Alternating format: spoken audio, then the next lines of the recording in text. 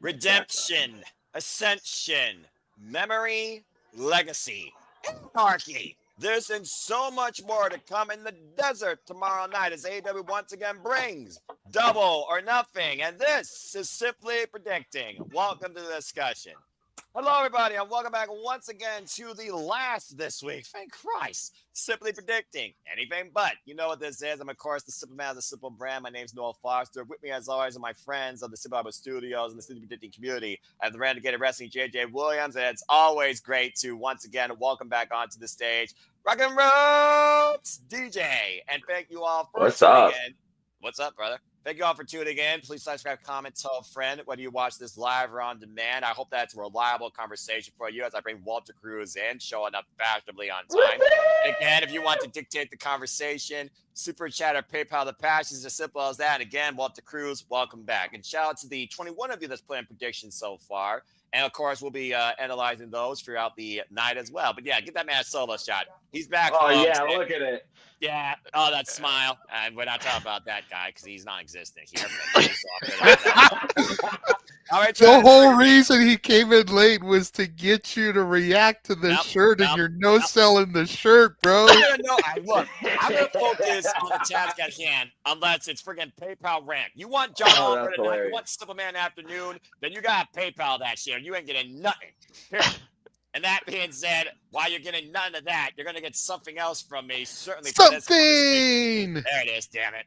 And get a something count going. So, Fat, good to see you. All right, let's go ahead and give everybody a spot before we get into this shindig. It looks like it's just going to be the four of us. I'm sure he's going to update that at some point. And speaking of which, JJ, who made that graphic, not going to lie, it's kind of bloody brilliant and funny. How you feeling about this weekend in AEW Double or Nothing?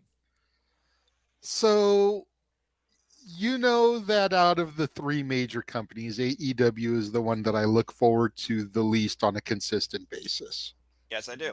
Their pay-per-views definitely deliver, but I would say that of all the pay-per-view offerings they have given us so far this year, this one I am most looking forward to because there's a lot of shit that's going to have implications on the months to come in the storylines and infrastructure of All Elite Wrestling.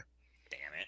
So I'm very, very optimistic and pessimistic at the same time, if that makes any kind of sense. There's one word I would say as. Because out of these 10 matches, things can go really fucking good for the future, and things can be make the future a complete and utter shit show. Right. Chaos, anarchy, stability. Which one do you get by the time we go to Globe Life Field in Texas for All In, beyond the events of Double or Nothing and Forbidden Door and All Out in Toronto? What does the future of AEW look like before the end of 2025 and in 2026? How they take it to the Max, HBO Max, remains to be seen. They're already changing how you can watch the damn pay-per-view, it seems. They changed their entire business structure to a degree. So I get exactly what you're saying. But good thoughts, JJ, and thank you for being part of it. And, of course, It's always great to have part of the family. You could always follow him in the spaces. You could always rock and chat with him in and out of X. It's good to have DJ back in the prediction seat once again. And also, he will be back in the commentary seat tomorrow night. While, of course, I'll be calling Double or Nothing. He and Walter will be calling NXT Battlegrounds. We're, of course, going to give you guys both events because we're nut and crazy. That being said, DJ, it's good to have you back on Simply Predicting, my friend. Been a moment. How you feel about AEW Double or Nothing? Listen, I feel the exact same way. Well, wrong direction. The exact same way JJ put it. You know, pessimistic and optimistic at the same time. In terms of Battleground, literally, it's going to be a weird experience for me because I'm going to be looking for ropes the entire time. I'm going to be just sitting here scrolling which one is rope because I've never seen what ropes looks like. So it's going to be like, where's Waldo for me? But I know him and Scully are supposed to be there. So they're meeting up, and I know what Scully looks like. So if they're around each other in terms of seating, I'm going to know which one is Rhodes. Nice. All right.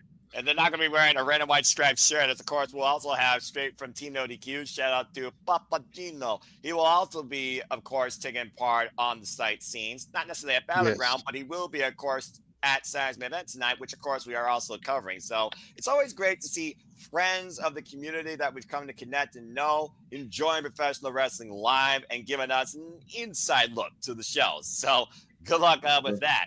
And of course, last but not least, it is so great to have him back. He returned back to the commentary booth back at Beach Break and joined me last night Under Siege. It was quite an experience, to say the least. He's always reliable. He believes that El Grande Americano, even though I think he's foolish. Barrel. It's good to have Mr. Reliable Walter Cruz back on the scene here on Sleepy Dating. Walter, how you feel about Double or Nothing? It's good to have you back. I'm feeling good, actually. AEW, I'm on JJ's thing. It's the least I look forward to, but this anarchy is what I'm looking forward to. Like, I really want to see what they do. And we talked about some stuff off air, so we'll get to that later. But hopefully they can pleasantly surprise me, and we'll see if DJ can end up actually watching AEW again, if they can turn it around. Because TNA's messing with you, Noah, not making you want to watch it. Now we got to get the opposite with AEW and DJ.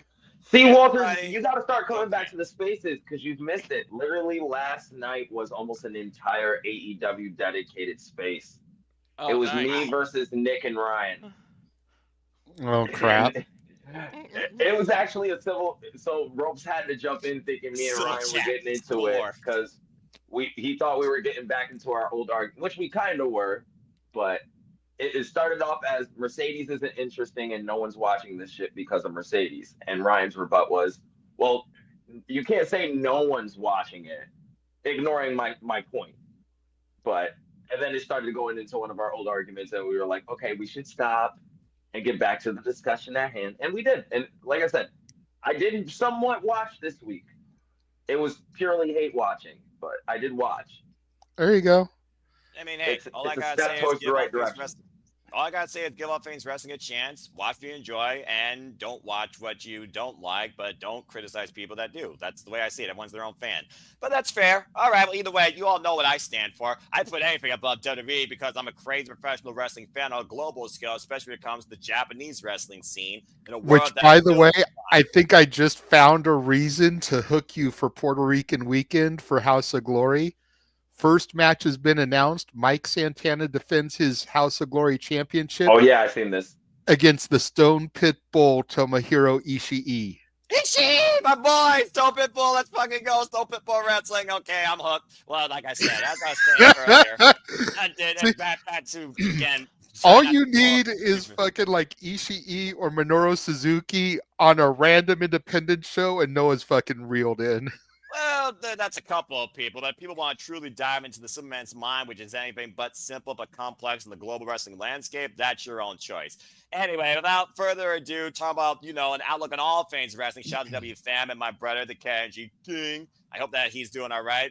Anthony, take care. I know he put his predictions in. And Matt Helms, good to see you. Sleepy Dating community, professional wrestling fans, all elite, fleet, and beyond. Sleepy Dating panelists, casual and hardcore viewers too, live and on demand. Let's get right into it. So again, it is once again that time where it all began. It is Double or Nothing from the first time ever outside Las Vegas. Finally outside the city of sin. Doesn't mean sin won't be committed here tonight in the desert.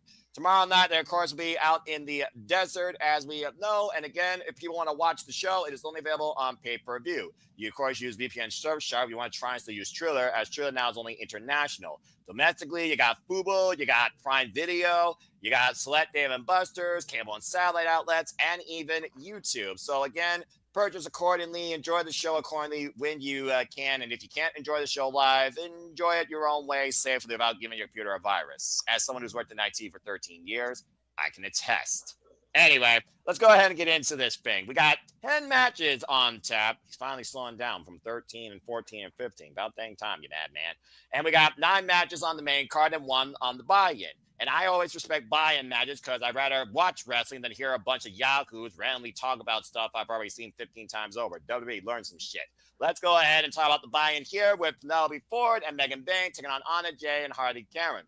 As this feud's developed over time, we've seen Anna Jay and Megan Bayne go one-on-one. And since Anna Jay's return, Harley Cameron, we saw her take the Megasis to the limit at one point on Collision. And now both Anna Jay and Harley Cameron are looking to make Megan Bayne and Penelope Ford feel their wrath. We've seen this really build out the fatal four-way elimination match when Anna Jay was involved with Thunder Rosa and Toni Storm and Penelope Ford. And of course, Toni Storm won, but Hardy Cameron fitted up the Megasis in Detroit, wearing Detroit Piston colors, I think. I don't know sports teams.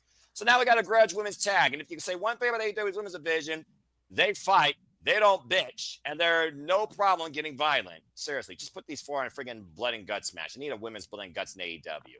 All right, so as you all know, or for those that are tuning in for the first time, Silly Predicting goes like this. I pick a person, I go clockwise for the undercard, they set the opening ballot. If there's a disagreement, we'll go into further discussion. But since there's the four of us, and there's only four people here, and I'm sure there's going to be all sorts of opinions, fuck it. I guess everybody would just get their shills in. So let's go ahead and get this thing kicked off. And yes, it's Arizona. That's the state. And it's going to be hot, as it's actually going to be very hot tomorrow night when we cover both shows. Red Hot Professional Wrestling action and warm tonight. And shout out to Bullyman. Okay, JJ, guess what? You're in the hot seat first, so let's go ahead and start with you. What do you think about this women's tag team match? Do you have Anna Jay and Harley Cameron getting the better of Megan Bayne, who has yet to be finished submitted outside Thomas Toni Storm at Dynasty, and Penelope Ford, the fall girl? Or do you think Megan Bayne and Penelope Ford continue to look strong as a duo here in AEW, where we're kind of developing a women's tag team scene, it seems? It does seem like we're developing a women's tag team scene. And based off of what I read from the media calls that Tony Khan did ahead of Double or Nothing, a women's tag team division is not too far down the pipe. We have discussed it multiple times before, but so it could definitely be laying some groundwork here. First thing I really want to say about this match is Joey Janela is a lucky son of a bitch. Oh my God, here we go. Because Penelope Ford is his ex and Megan Bayne is his current, and I'm just saying, lucky son of a bitch. Oh, good Lord Almighty. As much as I love me some Harley Cameron, though, I gotta go for the Megasis. I gotta go for her and Penelope Ford. And like, I just see as much promise as I see in Harley.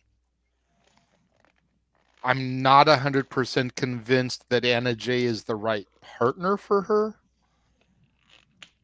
Whereas Megan and Penelope, I see as that dominant tag team that could carry a women's tag division. Fair enough. All right. And Safet, you friggin' idiot. All right. So that being said, opening ballot is Megan Bayne, Penelope Ford, and shout out to the 21 you so far. Let's put your predictions in. Again, your predictions will be final come 6:30 p.m. tomorrow night Eastern Standard Time when literally the 0 hour goes live. And shout out to the All Elite 30 right now in the league as Greg and Ian are leading. And of course, the All Elite League in No DQ. Dead heat between me, Dwayne, Aaron, and Matthew. So again, anybody's game, and I hope everyone's having a good time. This is event 3 of 2025. And we got Chanel, Big _ Space, best name ever. Emmanuel, DJ Witty, Kyle. Hey, DJ, I see you. Walter, I see you. Jeff Chadwick, DJS. Charlene, Draco, Meat Boy Sam. That's an interesting name. And many others. Thank you all so much for putting your predictions. All right, Walter. So what do you think about this women's tag match? We got Megan Bayne, Penelope Ford for JJ. Do you think the same way? I mean, again, when you look at Megan Bayne, Penelope Ford, when they have lost as a duo, it's usually Ford that needs to fall. And we haven't seen Megan Bayne and Penelope Ford in tag team action for quite a period of time. I think prior to Dynasty, if I remember correctly. So what do you guys say to this? I agree with JJ, and I see it because I think Megan Bayne is going to get built back up to get that title shot again.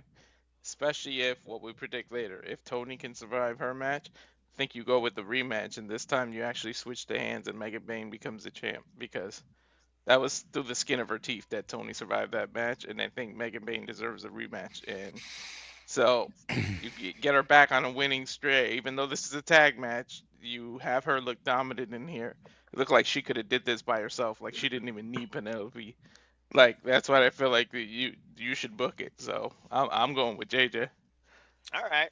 And majority right now is going with Megan Bayne, Penelope Ford, DJ. 2-1, 66%. Anna Jay and Hardy Cameron, 33%. So what do you think of this unique tag team rivalry that we've developed here with Harley Cameron, Anna Jay, Megan Bayne, and Penelope Ford. I mean, it's their first time going up against each other in tag team action. We've seen Megan Bayne defeat both Harley Cameron and Anna Jay in singles action. So again, Penelope Ford factor here might be what caused to go maybe a little longer because it is the first time they're in tag team feuding, in my opinion.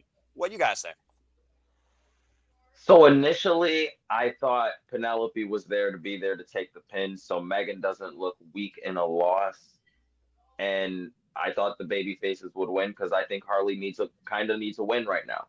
But then I also initially thought, well, Megan Bayne was just fighting for the world title, and now she's in a tag match on a pre-show. She also kind of needs a big win again too. So in terms of how I was thinking about it and how I was seeing it, I think Megan Bayne needs the win right now. I think she needs to look strong as possible. She already beat them both by herself. Why can't she beat them both together? And she has Penelope's help. Penelope isn't, completely bad in the ring. She can do some damage. So I think it's going to be Megan Bayne and Penelope. Even though I initially really want Anna Jay and Harley to win because they really need to win too. Yeah. I just like Megan more. I feel like, again, with this idea of a women's tag division possibly brewing, and you got more than enough participants, it feels like here, especially with Sky Blue and Julia Hart now back together. It's one of those things where I do feel like right now they segue. In the meantime, you want Megan Bayne to be in the world title picture. I feel like Anna Jay and Harley Cameron kind of need the win here because so far Megan Bayne's gotten the better of them every turn, and I don't think it's going to be over with these four. So I'm going to be that one now and start a little different here. And it's the buy-in. You want to give them a happy moment, I think. You want excitement, okay? And Harley Cameron gives you more excitement than a freaking Prime energy drink does in the freaking night. So I'm actually going to go with Anna Jay and Harley Cameron because I think they're going to surprise us. I think there's going to be a miscommunication. Penelope Ford gets rolled up. You pull this thing out further. And honestly, I could see this becoming a handicap with Megan Bayne. Megan Bayne taking on the two at once, saying that both need to bow down. I'll do it on my own. And maybe you don't necessarily have Penelope Ford and Megan Bayne continue as a tag team, but you have Penelope Ford more so obey Megan Bayne. Why they seem like equals here? Because I don't know if I want to see Megan Bayne and Penelope Ford necessarily as a tag team for the longer duration in AEW, when Megan Bayne literally was, by the skin of Toni Storm's teeth, about to become AEW Women's World Champion. So I'm going with Anna Jay and Harley Cameron. I think there's going to be a surprise in the buy-in. I'm going with upset. Whatever happened to Harley, breaking Mercedes into seeming whatever happened to that? I missed a few Dynamite, so weren't they kind of or collisions? Yeah. Now, the last time you saw Mini Monet was actually when she teamed up with Mercedes Monet, and it was prior to facing Julia Hart at Dynasty as the Owen was underway. So Mini Monet has not been involved on screen since. Doesn't mean there isn't a mini Penelope Ford. Who knows what Harley Cameron has up her sleeve or back. Oh my God. If she pulls out a Megan Bayne puppet, I'm going to freaking lose it. You and me both, bro. You and me both.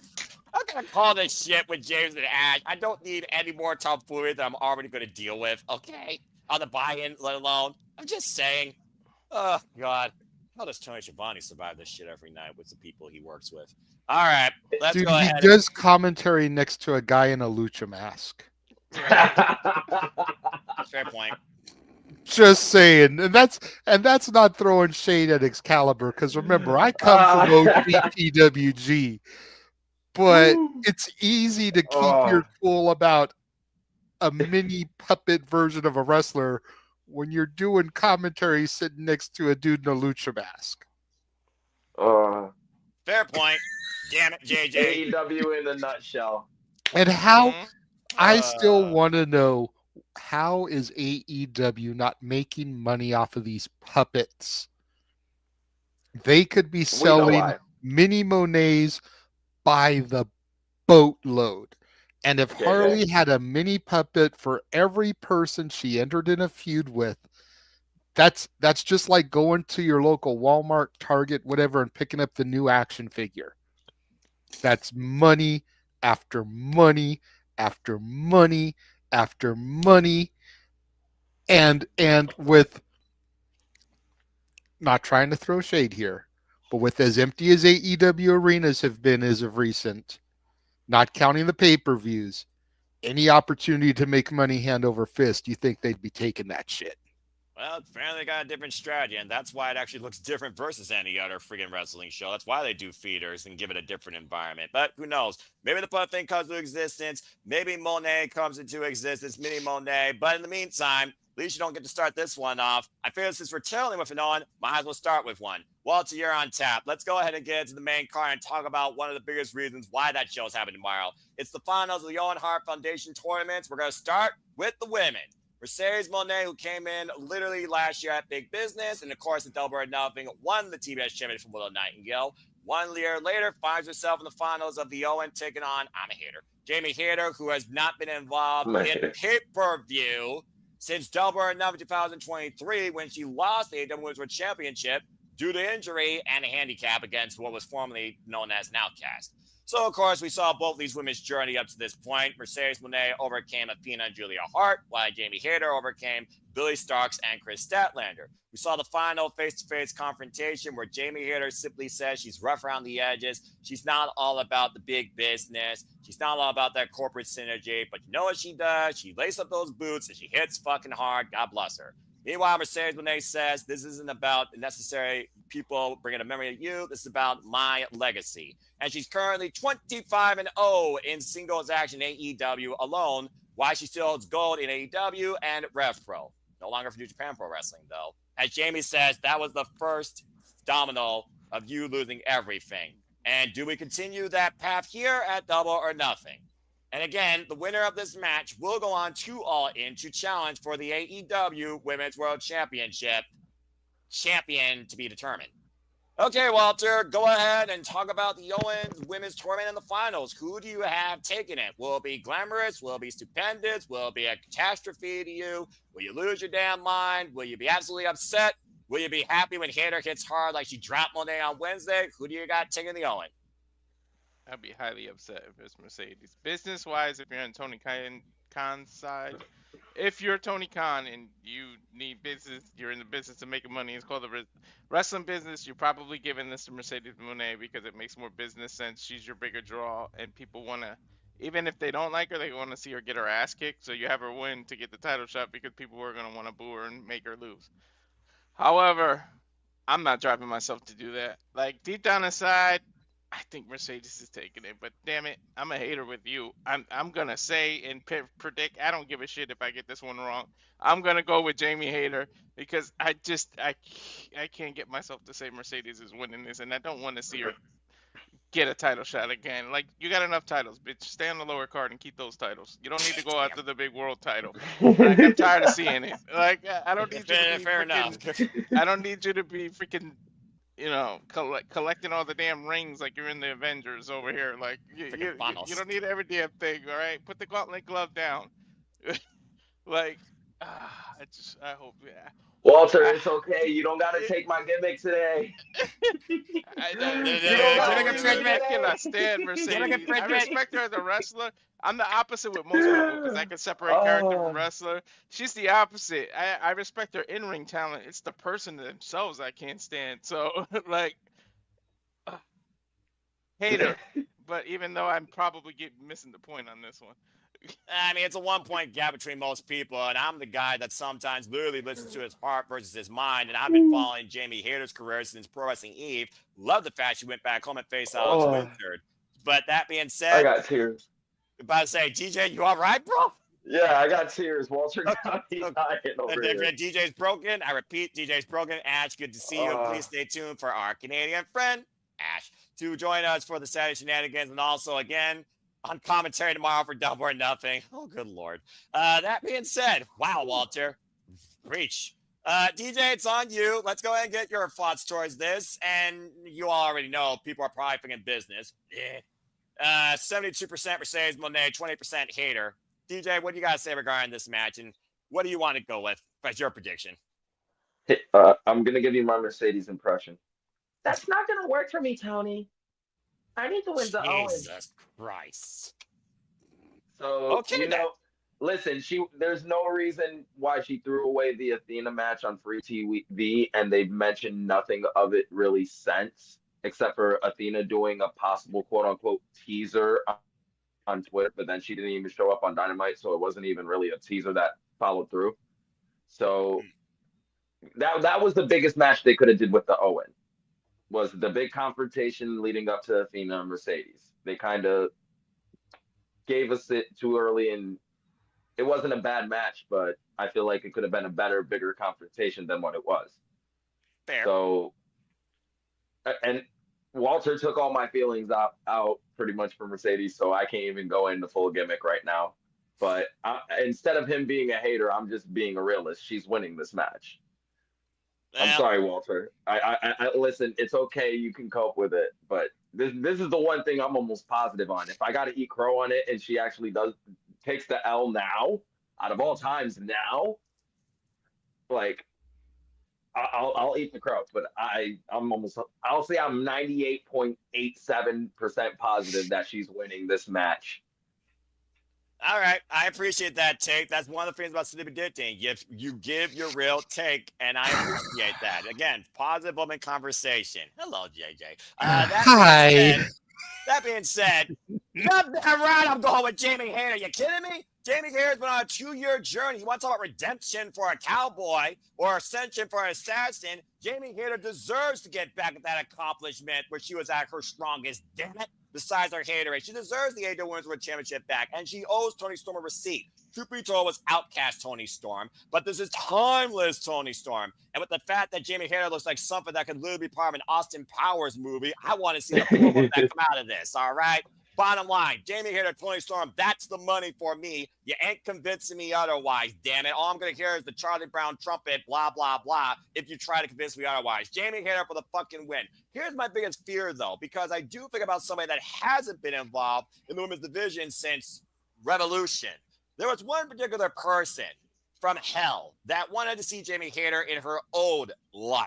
Does not take her seriously at all. And you almost wonder if she loses this, even if she's not involved in the decision, will that cause Mariah May to prey on Jamie Hayter, return to AEW, and start a whole new campaign? I know a lot of people have been very critical about Jamie Hayter's look and style today, but if you actually watch close up and Paquette, this is who she is. She's being herself, and she's just enjoying it. At one point, she was contemplating retiring. I'm so damn glad she didn't. 2 years, though, seriously, give Jamie Hayter back her fucking moment. And I'm just going to leave it at that. But if the glamour shows up afterwards, I won't be upset. And kudos to Monet in ring for winning her matches cleanly through this tournament. Like Walter says, horrible character, hell of an in-ring competitor. She's won fair and square. And unfortunately, can't argue against that, even if you think you know the inside business structure of AEW. Hello, JJ. That being said, I'm going with Jamie Hayter, and I don't give a fuck if I'm wrong. I just want to see Hayter hit her hard and hard and harder and harder again. Jamie Hayter for the win. Okay, let's go ahead now and get the last person's opinion on this match before we move on. Hi, JJ. So what you got to say regarding the Women's Owen Hart Foundation tournament and the fact that we are 1 year later since she beat Willow and 2 years later since Jamie Hayter's been on pay-per-view? Who you got winning? May 9th, 2025. The first domino fell.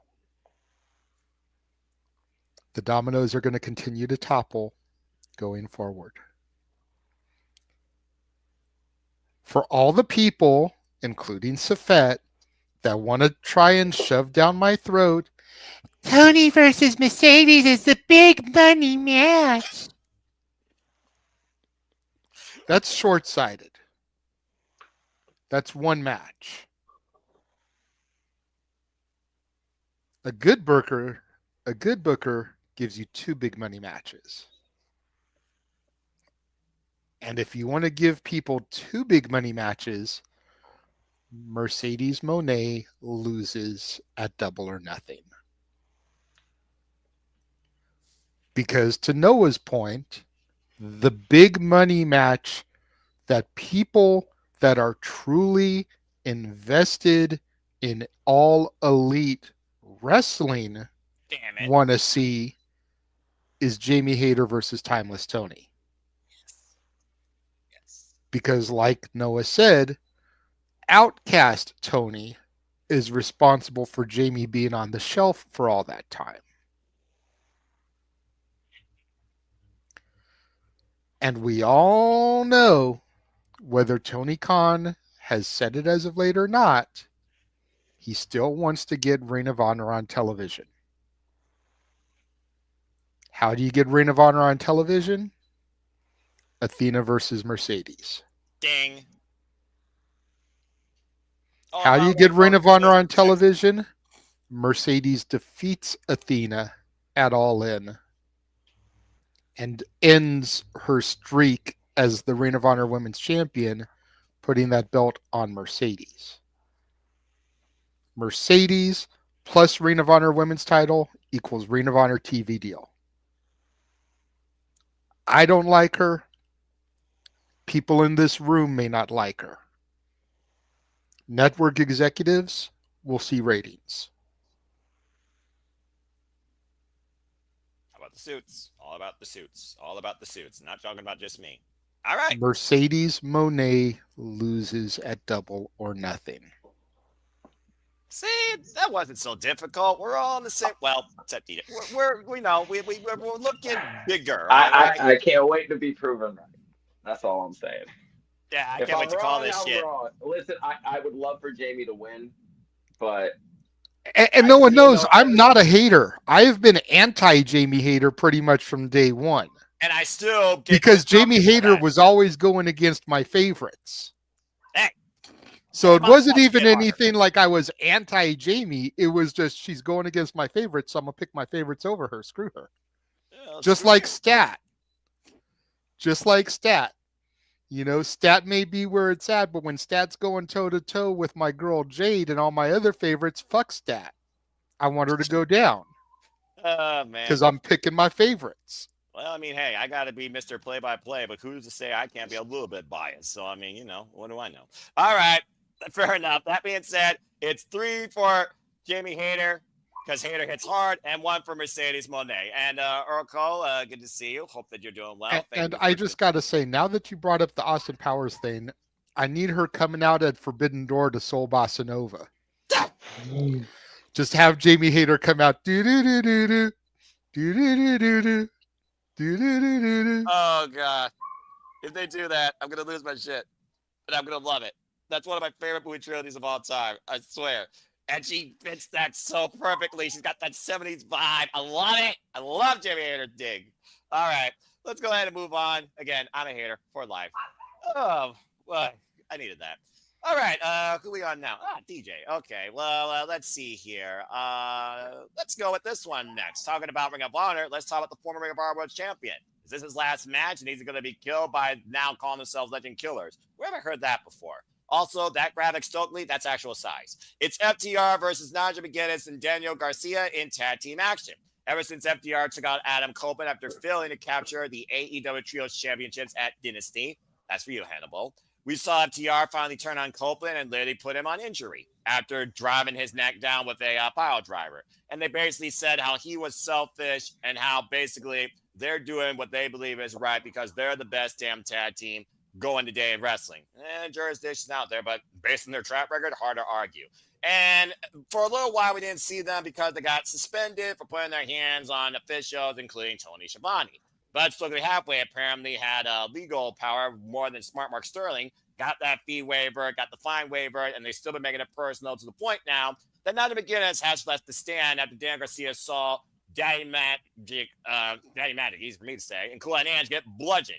So here we are now, where Nigel McGuinness is not only defending Tony Schiavone and himself for that matter, but standing up for Dan Garcia against a couple of bullies and a cue ball that's very annoying. More annoying than Ricochet? You tell me. All right, DJ. So this is one of those situations where I feel like maybe they pulled the trigger on the next saga towards FTR, if you think you know me. But I don't know if it's too soon, considering we know where All In is going to be. If you've been following what Attila and JJ have shared in the chat, tagging everyone, which is the only time I can avoid that freaking publicity. But I'm glad to hear that All Out is going to be in Toronto because that almost makes me want to go back to Canada, eh? And Ash, you might want to go ahead and check that out. So, DJ, what do you think happens in this tag team match? You got FTR or Dan Garcia and Nigel McGuinness. And you know that Daddy Mattis is going to be in their corner to probably stop Stokely. So I got FTR winning only because I have Daniel Garcia turning heel on Nigel after the match. I think that's something. I think that's what they're going to try to do with Daniel Garcia because he's getting no reactions as a babyface. It you'd have to be blind, deaf, or dumb to not notice that. At least he's not getting the reactions he used to get since he dropped the dance. There's nothing really that draws you to Daniel Garcia. So I think they're going to try to do a reset on him, turn him heel, make make him the perfect underdog, underground baby, not baby face, underground heel. See if he can get himself over that way. So I don't see Nigel and Daniel Garcia winning. I see FTR winning and Garcia turning heel. Maybe a Cope return, but I don't see a Cope return until him and Christian are kind of like reuniting. The jury's out what that false father figure is doing too, with his illegitimate adopted son Nick Wayne competing in Best of Juniors 32 with a phenomenal run so far. And it's one of those things where I don't know, again, do they pull the trigger now or do they wait? I mean, Double or Nothing is the show where AEW truly began. It's also that show that's had the biggest moments in history, even some of the moments that you wish you could forget. But all right, so he's going with FTR. Let's see here. Looks like you're in the majority, 64% with FTR, while 36% went with Nigel McGuinness and Daniel Garcia. And again, Daniel Garcia, who would have thought we would see him wrestle? He's wrestled more than Nick Aldis, actually, as of late. So it's one of those things, right? I'm just saying. It's one of those things right now where, yeah, and FTR going this new heel style. They're going to get a receipt from Adam Copeland sooner rather than later. I just don't know if it happens tomorrow night. So for now, I am going to agree with you. I think FTR is going to win. I also don't necessarily think Garcia is going to turn heel, but they're going to make it more personal with Daniel Garcia, and I think Daniel Garcia is going to eat the fall. And I don't think Daniel Garcia is going to stop going after FTR until he can't go after them no more. I don't think he's necessarily got to go heel. I don't think you need to add him to FTR to even make him relevant or add to FTR at this point. But I also think Daniel Garcia doesn't need to continue to feud with them. I think you close the book on it by Daniel Garcia getting pinned or pile driver. FTR for the win. JJ, what do you think about this tag match? See what DJ said. See what DJ said. As simple as that. Control C, Control V. Yeah, I don't know. I feel like Danny is going heel. I don't know if he goes heel during the match or after the match. Because he could go heel after the match. Him and Nigel could win.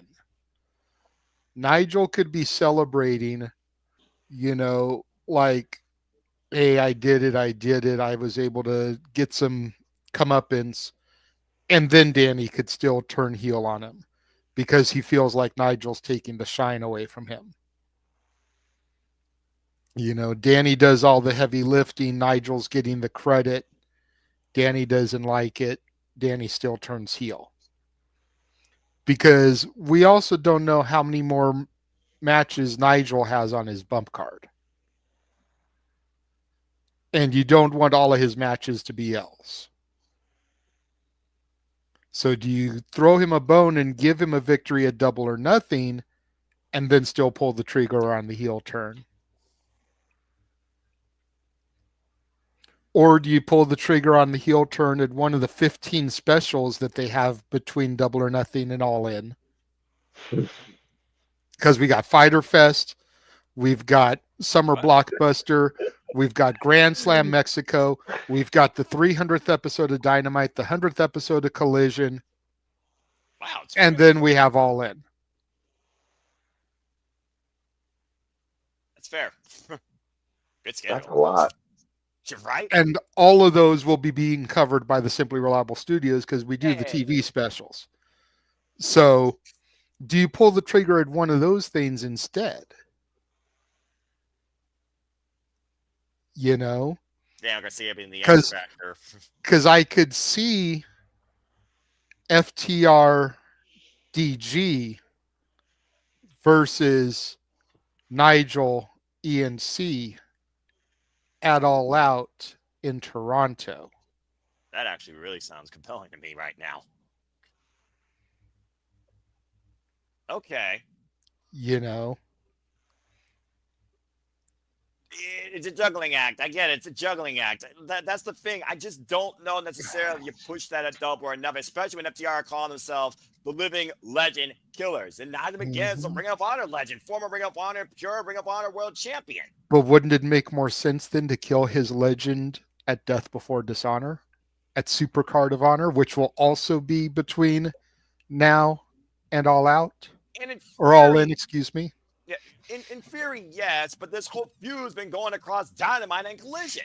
I know, but if they're living legend killers and you're going to kill the legend of Nigel McGuinness, it would be better to kill it at Ring of Honor. I get that. I get that. To your point, all his matches, he's only had one match where since his return. That was for the Pure Title against Lee Moriarty at Final Battle. Outside that, he faced Bryan Danielson for the AEW World Championship at Grand Slam. He showed up at the Battle Royal at All In, where we all lost our damn minds. Walter can attest.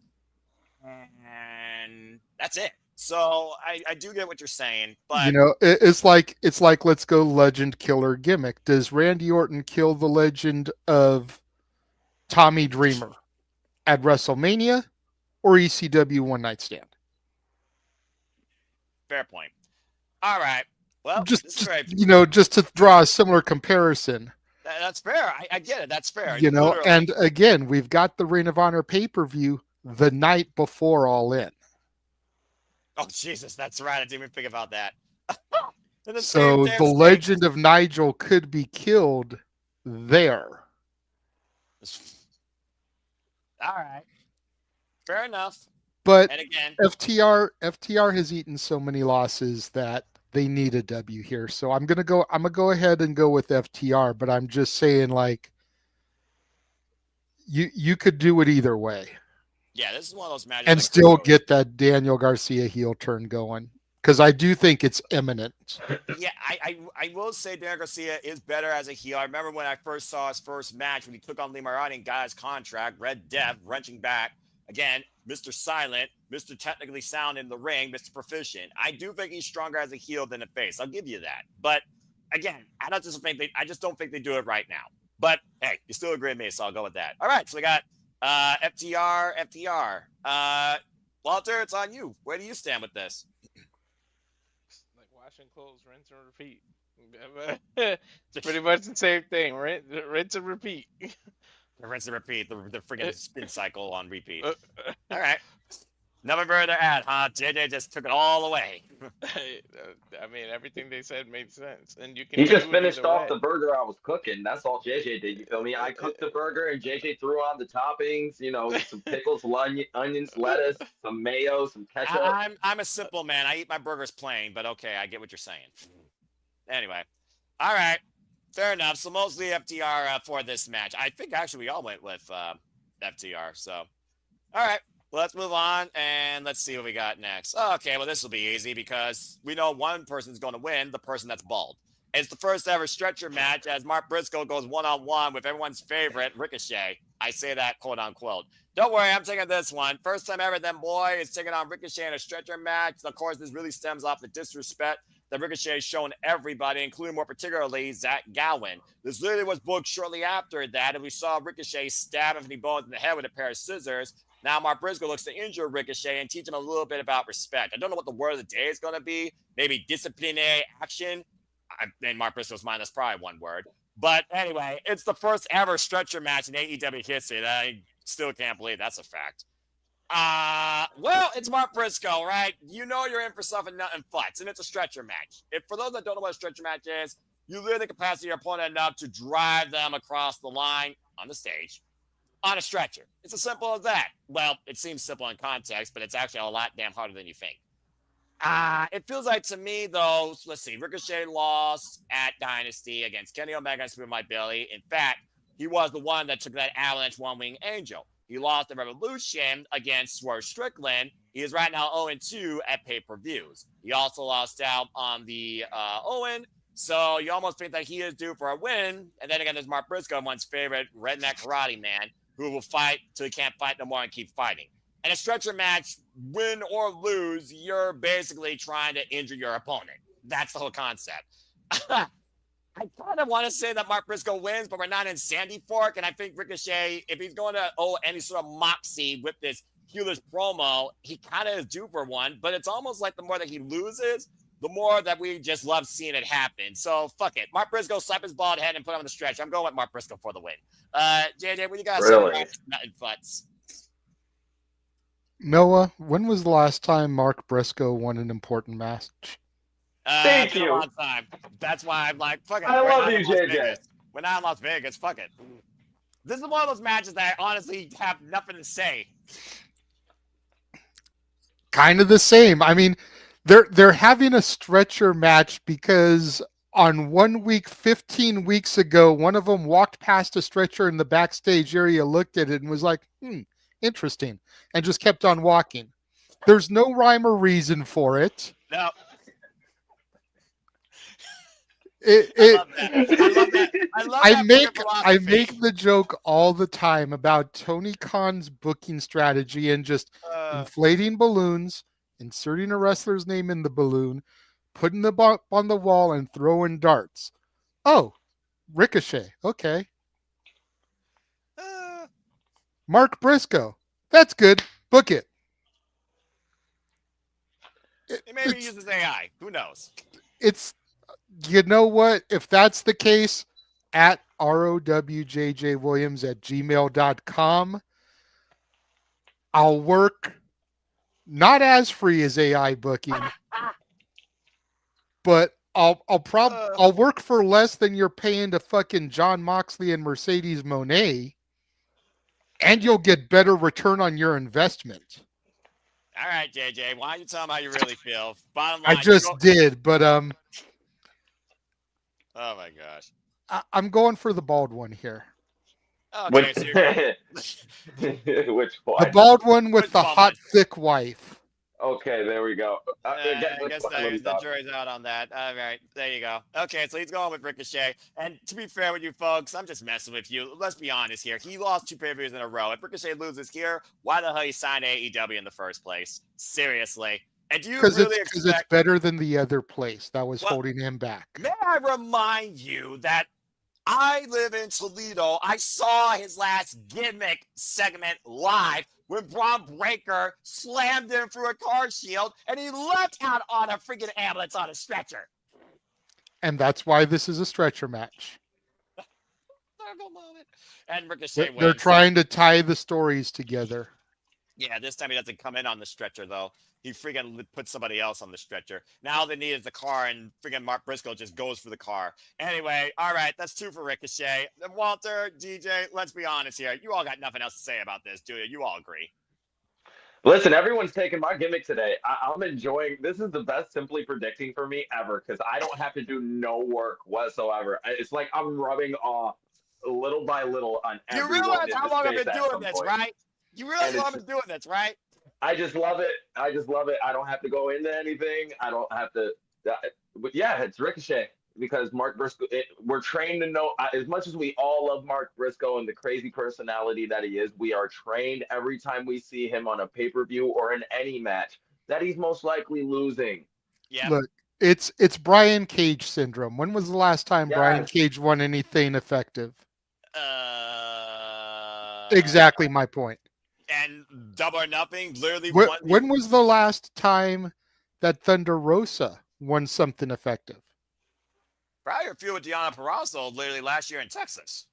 Okay, and when was the last time Deonna Purrazzo was featured prominently on Dynamite? Dynamite? Thank you, Noah. Anyways, moving right along. Dugga-dun. Well, it's been at least 3 months. Yeah, give or take. Prominently is the key. Not in some random backstage segment where they passed catering, saw the virtuoso there having a ham sandwich with Taya Valkyrie, and kept walking. And to be fair, Deonna Purrazzo went home after she lost to Harley Cameron on Dynamite. If you would have let me actually think for a second, dadgum. Booking Philosophy 101 with JJ Williams. Overinflated rosters. WWE and AEW. Which one does it worse, does it better? Stay tuned at your local Barnes & Noble. All right. Now get that copyrighted. Okay, let's go ahead and move on. We're all saying Ricochet. The majority says Ricochet. The only way Ricochet loses is if Anthony Bowens literally stabs with his own pair of scissors. He was the last one that literally was screwed, or Zach Gowen shows up on one leg, and Zach and Bowens double team Ricochet and help Mark Briscoe push him with a stretcher. Oh, Lord, if I just booked that and that actually happens. all the enemies of Ricochet come back to haunt him. Maybe they bring back Leslie, what's her name? Leslie Jones from Hollywood to help Mark Briscoe. I don't freaking know. All right, let's move on. Okay. JJ, you're on tap, and let's see how you feel about people getting hurt. They hurt people. Okay, may I pass this to DJ, because the Hurt Syndicate is like his must watch for AEW every week. So may I please pass this one to DJ to be first? I'll take it. You absolutely can. Okay, DJ, let's go ahead and talk about the AEW Tag Team Championships. The Hurt Syndicate, Bobby Lashley and Shelton Benjamin defending against the Sons of Texas after they beat the Crew. Leo Rush and Action Andretti on Collision. Of course, the Hurt Syndicate are undefeated ever since being private party for these Tag Team Championships and beating the likes of, including but not limited to, Top Flight, the Outrunners, and recently the Gates of Agony. All business. Sons of Texas earned their right. Dustin, Rhodes, MVP, they go back a long way. And now they have a chance to literally become triple champions. If you look at the natural Dustin Rhodes, with this one last ride, continues to ride strong. But despite the fact he's not in the graphic, the Hurt Syndicate finally got a fourth member. Will he get involved here in this match tomorrow night, or nothing? DJ, it's on you. Your thoughts on this? So initially, I did think that, I was thinking to myself, I'm like, is MJF going to kind of mess up whatever the Hurt Syndicate's doing? Since he doesn't have a match on this card, he's going to be involved in this some way, shape, or form. I would think. And would he be either one to cause the distraction to make them lose the titles? I don't think it's that. I think it's too early to do something like that. He just got in. I'd say this is the one of the few times in wrestling, in an over-milked business, where you actually should milk this out and let it go a couple weeks and see how it goes from here before you sow any real dissension, especially when you're going in towards your biggest show of the year. And this is one of your biggest angles / storylines / whatever. People are interested in this. So I don't see the Hurt Syndicate losing this match. I wish this was a title for title match, because if you really want to get ROH a TV deal, forget Mercedes. The Hurt Syndicate will definitely get you a television deal if those are your guys leading your tag team division. Can I do that? So I got the Hurt Syndicate. Sorry, Dustin and Sammy, but respect. It's gonna be a decent match, I guess. Oh yeah. Sammy Guevara, Shelton Benjamin, similar high octane offense, and Dustin Rhodes, Bobby Lashley, time-tested veterans of the business. Of course, Bobby Lashley has always been on the associate as a world champion. And again, it's the first time ever we're seeing him as a tag team champion. And he's still looking as dangerous and almighty as ever. And legitimately, do I even need to talk about somebody trying to bring a counterpoint? Unless you want to just try and further this story. 100% unanimous vote on the Hurt Syndicate here that they're going to hurt the Sons of Texas and retain the championships. And I completely agree. So, that being said, again, I do think the MJF angle, he came in at Dynasty and literally used the Dynamite Marine to help them retain, and they didn't need it. Now that he's in the Hurt Syndicate, wink. Does he do the same thing, and do they still not need it? Will they actually appreciate it? The jury is still out. Does he get involved after the match to hurt them? As again, they hurt people. Either way, Hurt Syndicate ain't losing. Walter, JJ, anything for you want to add regarding this? No, I definitely think that the Hurt Syndicate are taking this one. That's why I wanted to give it to DJ, because I didn't want everybody to steal his thunder again. There's no thunder on this one.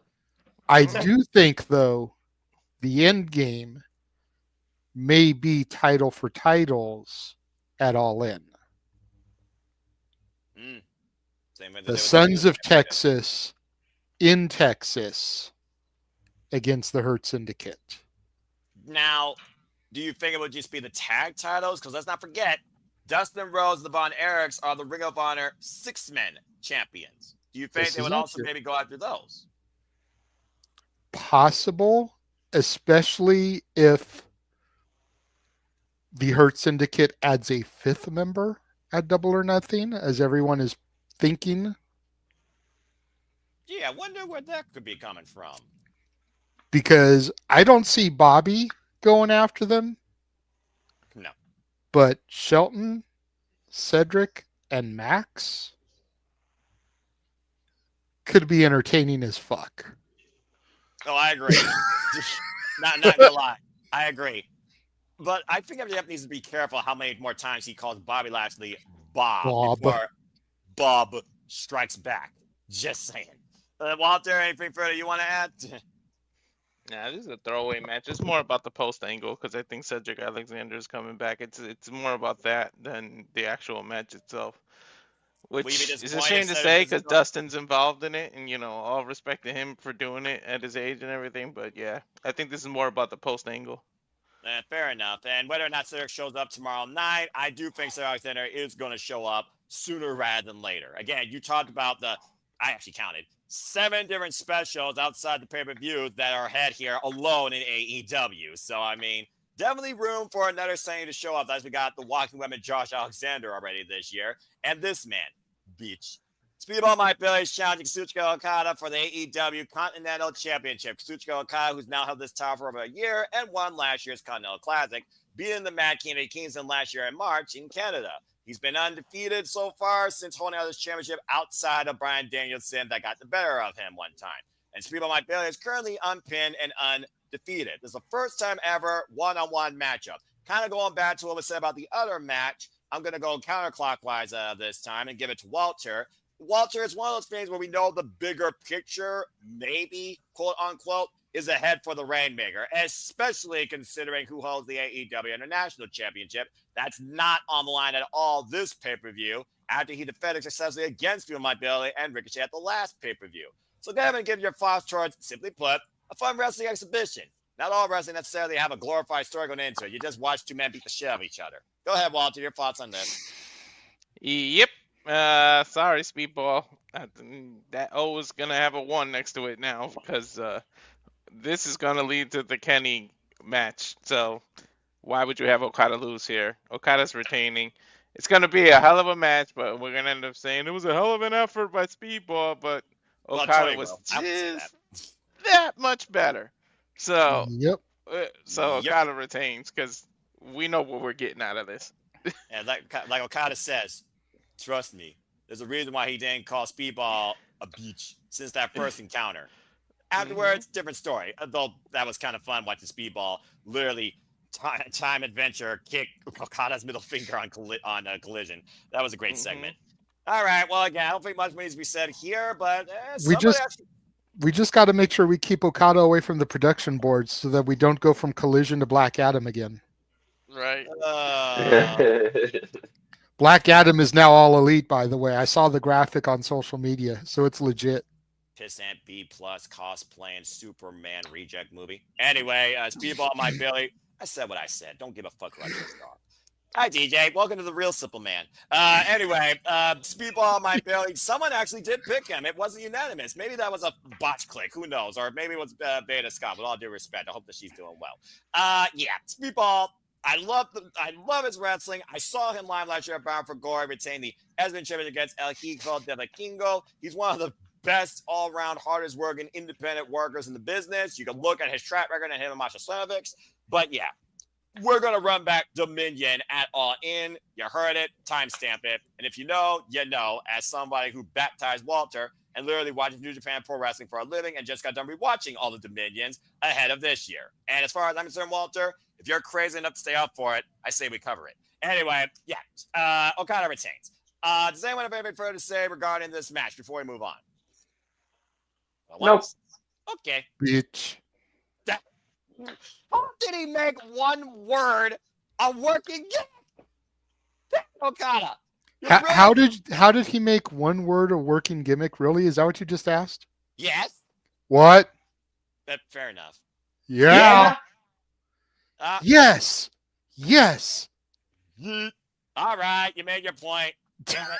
I'm just saying, bro. Like, damn. Damn. Awesome.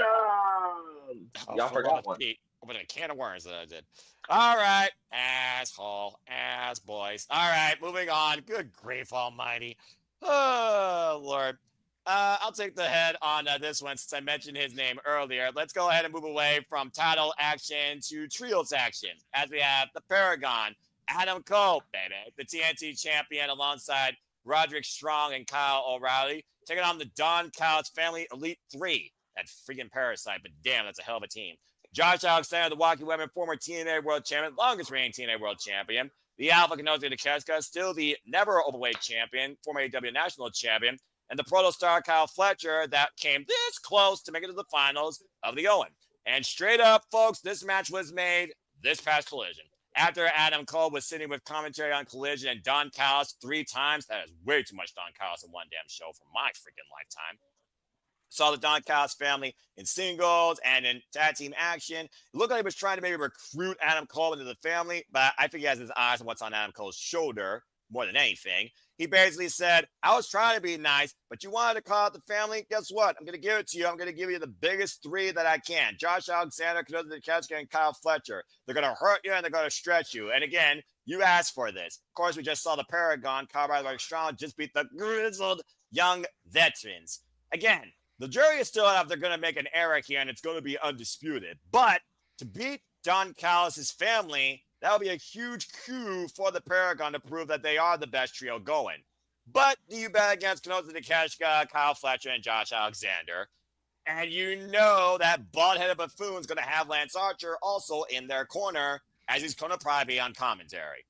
Okay, straight up, this is going to set up a future TNT Championship match. It's just a matter of who. And I'm thinking it's either going to be Kyle Fletcher or Josh Alexander. In order for that to happen, the Don Callis family has got to get the victory. I'm going with the Don Callis family because I don't see Konosuke losing. He's defending the Neverweight Championship at the Dominion right now, and he's one of the strongest members of the entire W roster with his record. I got to go with the Don Callis family, unfortunately, here, and I think Adam Cole is going to eat crow. So that's my thoughts. Keep it simple because literally it's an exhibition match. I put the exhibition match back to back. This was literally made this past Collision. I kid you not. So, does anyone have anything further to say, or do you guys have an opposite opinion? Only once. Only twice. Really? Adam Cole, baby. Okay, please. I love it. Same. Please. I got to go for Adam Cole. You know, I like Don Callis more than most people do. I give Callis his respect as a veteran manager in the business. You know, call him what you want. The man is almost, and this is going to be high praise, almost as effective of a manager as Bobby Heenan and Paul Heyman. Wow. Look at the names he's touched along the way.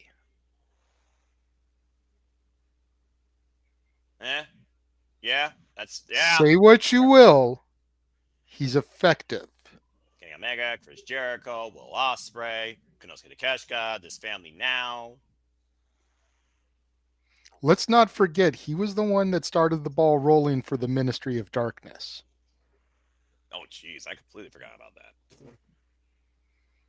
He managed the Acolytes. Whatever happened to those guys? You know, I mean, just throwing that out there. I'm pretty sure they're still trying to pick up that tab from the bar that Teddy Long never picked up. Cyrus the Virus in ECW.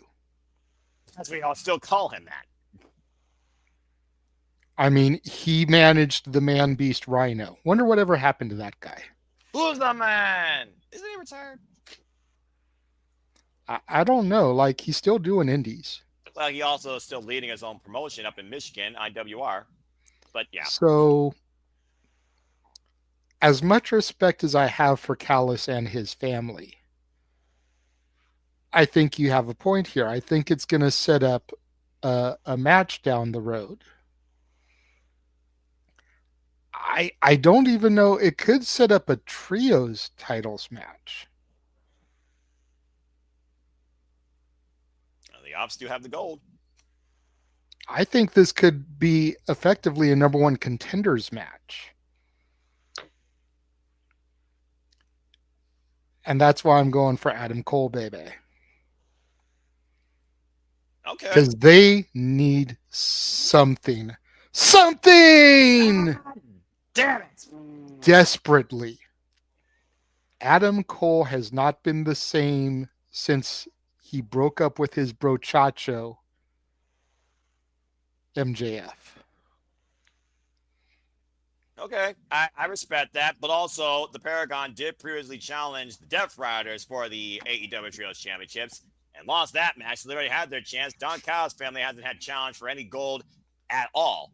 And right now, that threesome could very well be the ones to rule the trios division against the Ops. I almost think I want to see that more, but I understand what you're saying. Okay, so there you go. We have one for the Paragon, and we have one for the Don Callis family. So I guess you both are on point to break the tie, whether you both think the same or you both think otherwise. So, DJ, I'll go with you. You had nothing to say originally, so you're going with the Don Callis family. So I'm with the Callis family, and I kind of somewhat have JJ's mindset with it too, though. Whoever gets the pin will be Adam Cole's next number one contender out of those three. That's what I said. So I think the Callis family definitely needs to win more. Josh Alexander, to me, I don't like him. I didn't like him being in the group initially because I feel like he needs to kind of stand out more by himself. But he kind of fits with the group with the guys in there. So them together, I kind of like. Let's hope. And I don't see any real reason for them to lose. The Paragon is kind of, at this point. So. Well, one of them is, if nothing else, if you think about who's taking more of the falls between Colorado and Roderick Strong, and the last time they lost the tag team, it was against FTR a few weeks ago. But again, they just beat the Grizzly Young Veterans. To Fed's point, the last time Adam Cole defended the TNT Champion was open challenge. He survived Claudio Castagnoli, and Claudio almost went 8 on Collision at ringside, near destroying everything from Rhea Shafir calling him down. Okay, so that being said, 2 Don Callis families, 1 Paragon. Now, sometimes these 2 are on the same wavelength when it comes to booking, but are they on predictions? Then again, the scores, they kind of tell the story. Walter, what do you think about this match? Do you agree with JJ or do you agree with me and DJ? You got the Don Callis family or the Paragon winning? You're muted. Botch. Don Callis. Say what you want about Don, but they find a way to have people in the group have goal. And I'm going to go as far as to say it's Josh Alexander to win this, and then he's eventually beating Adam Cole for that TNT title. I think it's Josh Alexander that they're going to strap the Rocket to, and he's got to go through the TNT title first. Otherwise, why the hell did you sign him? Fair enough. You know what, Walter? Why the hell did you sign half the people you signed? That's true. We thought they were going to strap the Rocket to Deonna Purrazzo. Yep. Anyway. What have they done with Speedball Mike Bailey? Well, so far, Kevin it's been Knight. a mainstay. Kevin Knight is off in Japan. It's like, oh, great. Best We Super signed Juniors. Kevin Knight. Oh, let's send him to Japan. We ain't got He's shit in the for Best him. Super Juniors. You forget they have an interpromotional relationship, bro. He's I in the don't damn tournament. forget, but you signed this dude, and instead of investing television time on him, you sent him away. Previously, he was involved in 8-man and tags and singles. What else do you want AEW to do? Dadgum. Where is Scorpio Sky? That's what I Now, want. that's one that I definitely do agree about. Where's Wardlow? Where's Britt Baker? Wardlow's injured. Britt Baker, no idea. Is he really? How long's he been off television? He's been off television. It doesn't take like 3.5 years to heal from an injury, bro. Okay, now you're exaggerating. It's not 3.5 years. Okay, right. but still, it's been well over a year. Actually, he was involved last year at Double or Nothing. But anyway. Was he really? The track record. Yeah, was he really? Yeah, he was in the Double. Dude. Okay, Yeah. showed up and actually like doing something is different. Like Mercedes Moné showed up at the first All In, but she was in the fucking crowd. She didn't do shit, but she showed up. Listen, I'm still forever asking that question. Every space I'm in, we talk about AEW. Where is Scorpio Sky? Until I get an answer to my question. Where is he? And he's healthy. He's working. He's wrestling for Epic Pro Wrestling out here in SoCal. I got nothing for y'all on that one. Again, I don't work for AEW. You think I have the answers? None of us have the answers. Anyway, let's move on before we turn this into a debate that's going to have no real conclusion or answer. Then again, what's the debate? Anyway. All right, so we got 3 for the Don Callis family and 1 for the Paragon. So, hey, Baby. we're not in Vegas. But, I went out sometimes. You'd be surprised, and that is undisputed. Let's move on, shall we? We got 3 matches left. Well, 2 matches and an absolute insert adjective here. Anarchy. Let's go ahead. Yeah, let's go with that. Just call it what it is. I mean, that is what the match is called, Anarchy in the arena. So There was a match with a more fitting name. I would love to know what it is. But here's a character with a more fitting name. I got a more fitting name. How about the Clusterfuck? Thank you. You took the words out of my mouth. I wanted to say that GCW uses that. I was going to say it. I already called the Clusterfuck. I'm not trying to call another Clusterfuck. I'm saying you can't use that if it's copyright GCW, bro. All right. Anyway, thankfully, W does not own the word, and King's not in the chat. Timeless. And JJ, you're on tap for this because we all know how you feel about Timeless Toni Storm. Let's talk about the AEW Women's World Championship, shall we? Timeless Toni Storm against Mina Shirakawa, a rematch from last year's Forbidden Door. The difference is Mina Shirakawa has completely left Stardom and Japan and her family and is starting from the beginning as she just became officially elite. After, I can't believe I'm going to say this, you idiots, get your minds out of the gutter. After Mina Shirakawa was the first person after 12 eliminators to counter Timeless Toni Storm's big package and get a pinfall on her, she has earned the right to challenge for the AEW Women's World Championship. What's the difference between a big package and a small package in wrestling? I don't get it. Anyway, we saw Mina Shirakawa, of course, give us a little bit of a preview this past Dynamite as she took on Julia Hart and was able to overcome her before Sky Blue came into play. And they found out Sky Blue and Julia Hart for a moment before Mina locked Timeless Toni Storm in a glamorous figure four leg lock across the ring post. And again, the winner of this match will face the winner of this match at AEW All In with the gold on the line. So once again, JJ, it's your favorite time. It's once again another feature presentation, a cinematic masterpiece of timeless proportions. Like, I really got to see you try and say a different name besides Timeless Toni Storm. But go ahead, filibuster, and talk about this match, and maybe someone else shows up in it. I don't know. But what do you got to say about this?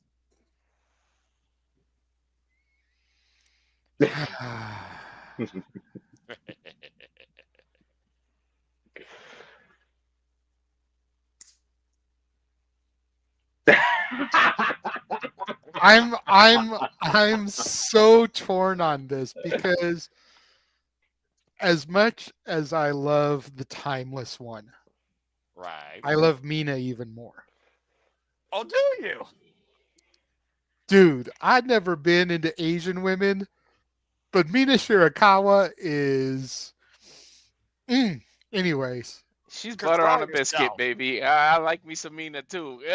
Oh, good grief almighty. And you know what? I want to hear it from you because you were tweeting about big asses yesterday, and now you're talking about big packages as opposed to small packages. The wrestlers, you freaking buffoon. Why you weak-minded simpletons wish you had a bottomless wallet. You are idiots. Continue.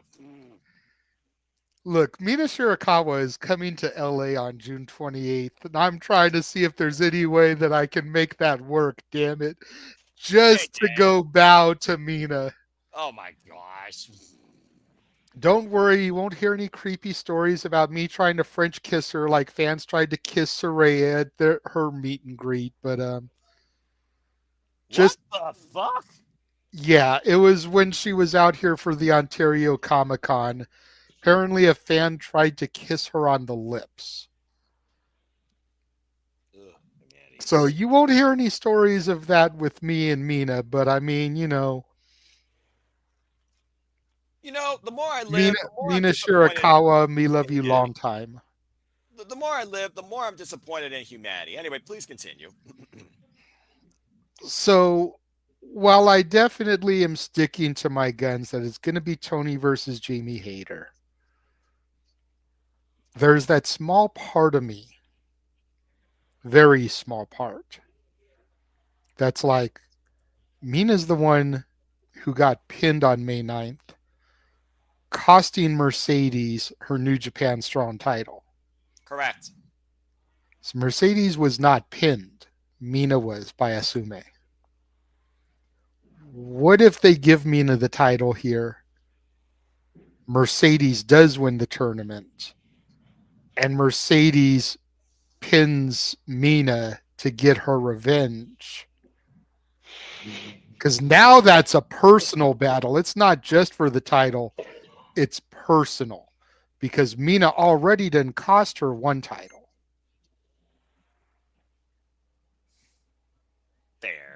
that's hot-shotting the women's title. Tony Khan doesn't like hot-shotting titles. Thank Christ. So I don't think that's where they're going. But I'm not going to lie and say that that's not weighing in the back of my head. And you should feel super proud because it just goes to show that I watch more wrestling.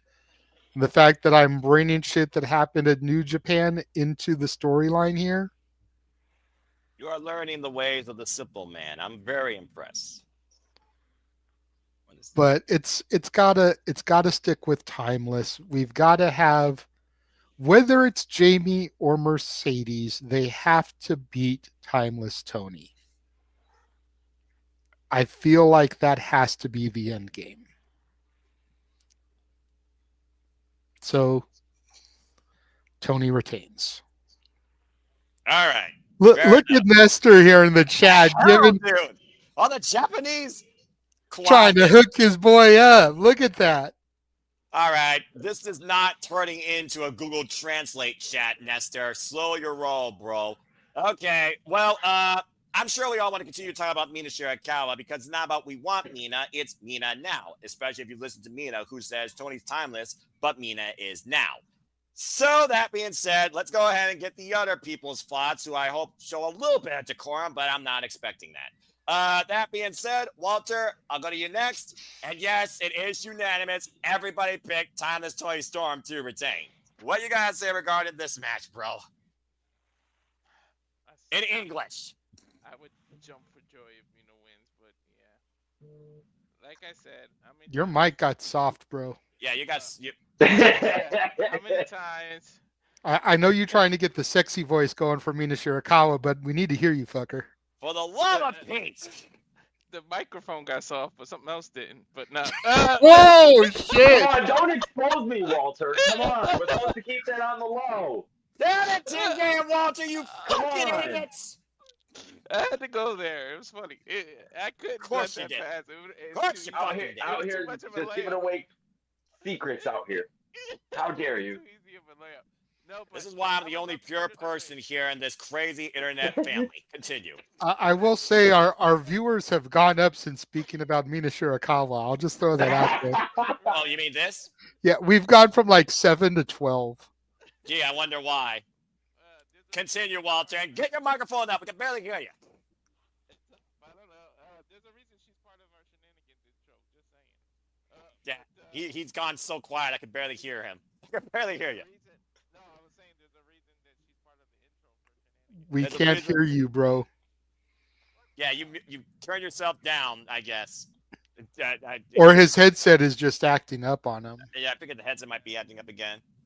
I was hearing him for a moment. Try dropping out, back in, and coming back in, and we'll see if we'll go to DJ in the meantime. Let's go to DJ because I'm sure I'll DJ kill the time.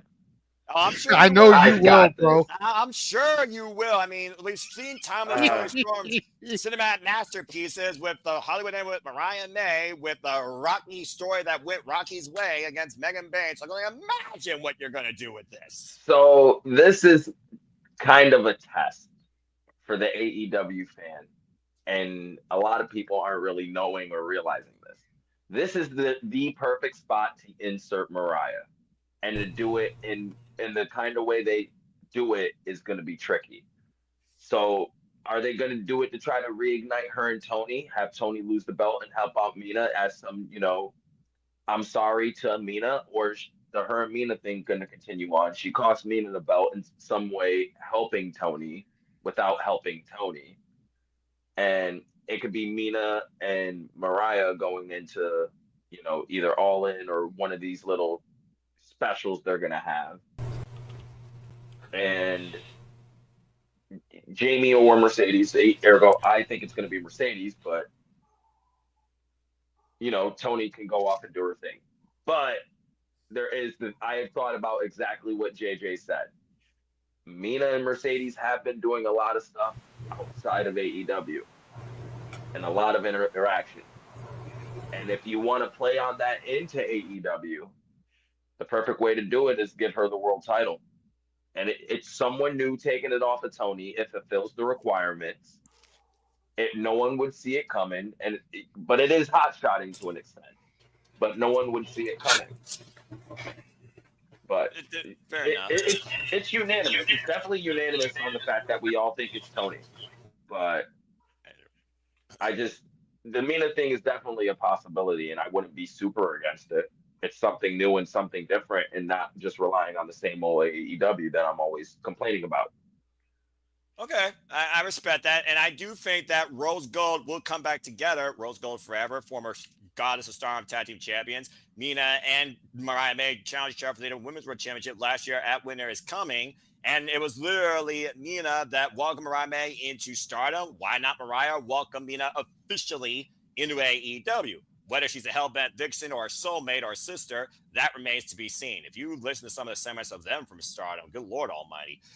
Anyway, all right. Yeah, again, I'm not going against Timeless Toni Storm, but this right now is the most exciting women's professional wrestling match I'm going to see on the Western Front in quite a while. JJ, I see your hand as we're getting Walter to try and figure out his headset. You want what? Who's doing what? I was raising my hand. All right, so do we know if Wrestle Dynasty in Japan is going to become an annual thing? We do not. I have no idea whether or not it's going to be an annual thing. It may have literally, because I'm saying like that would be the time to pull the trigger on Mina. I think would be to do it over there, and have her win a Western Women's Championship in her home of Japan. The thing is, JJ, she left her home in Japan. I know, but she still is going to have family and her friends all there. So to give her that crowning moment there and then start the new year with Mina as the champion in the States, I think like that might be a better way to do it. You know, we talked about Saraya winning the title at Wembley.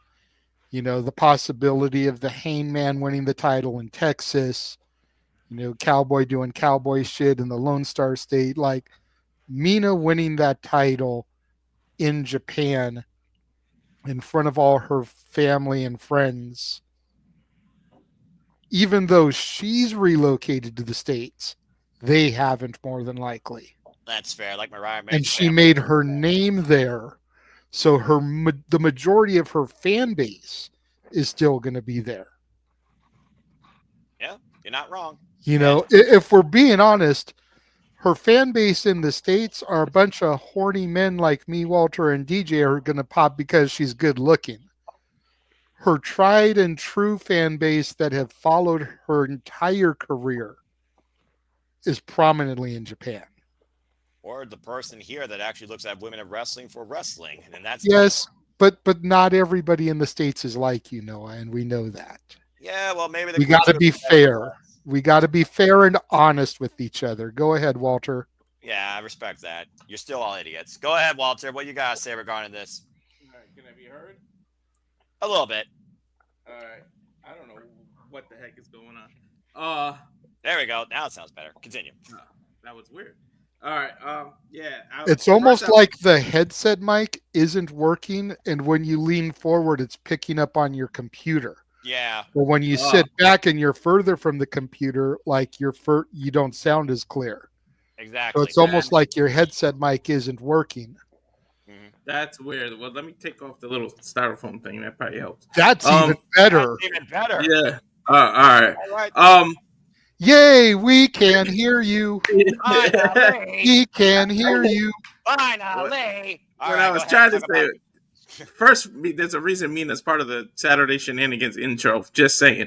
Second of all, sorry, Noah, it's true, though. Ironically, right after Bubba Ray talks about a mom teaching her daughter how to suck dick. Right. And it gets to Mina Shirakawa shaking her titties.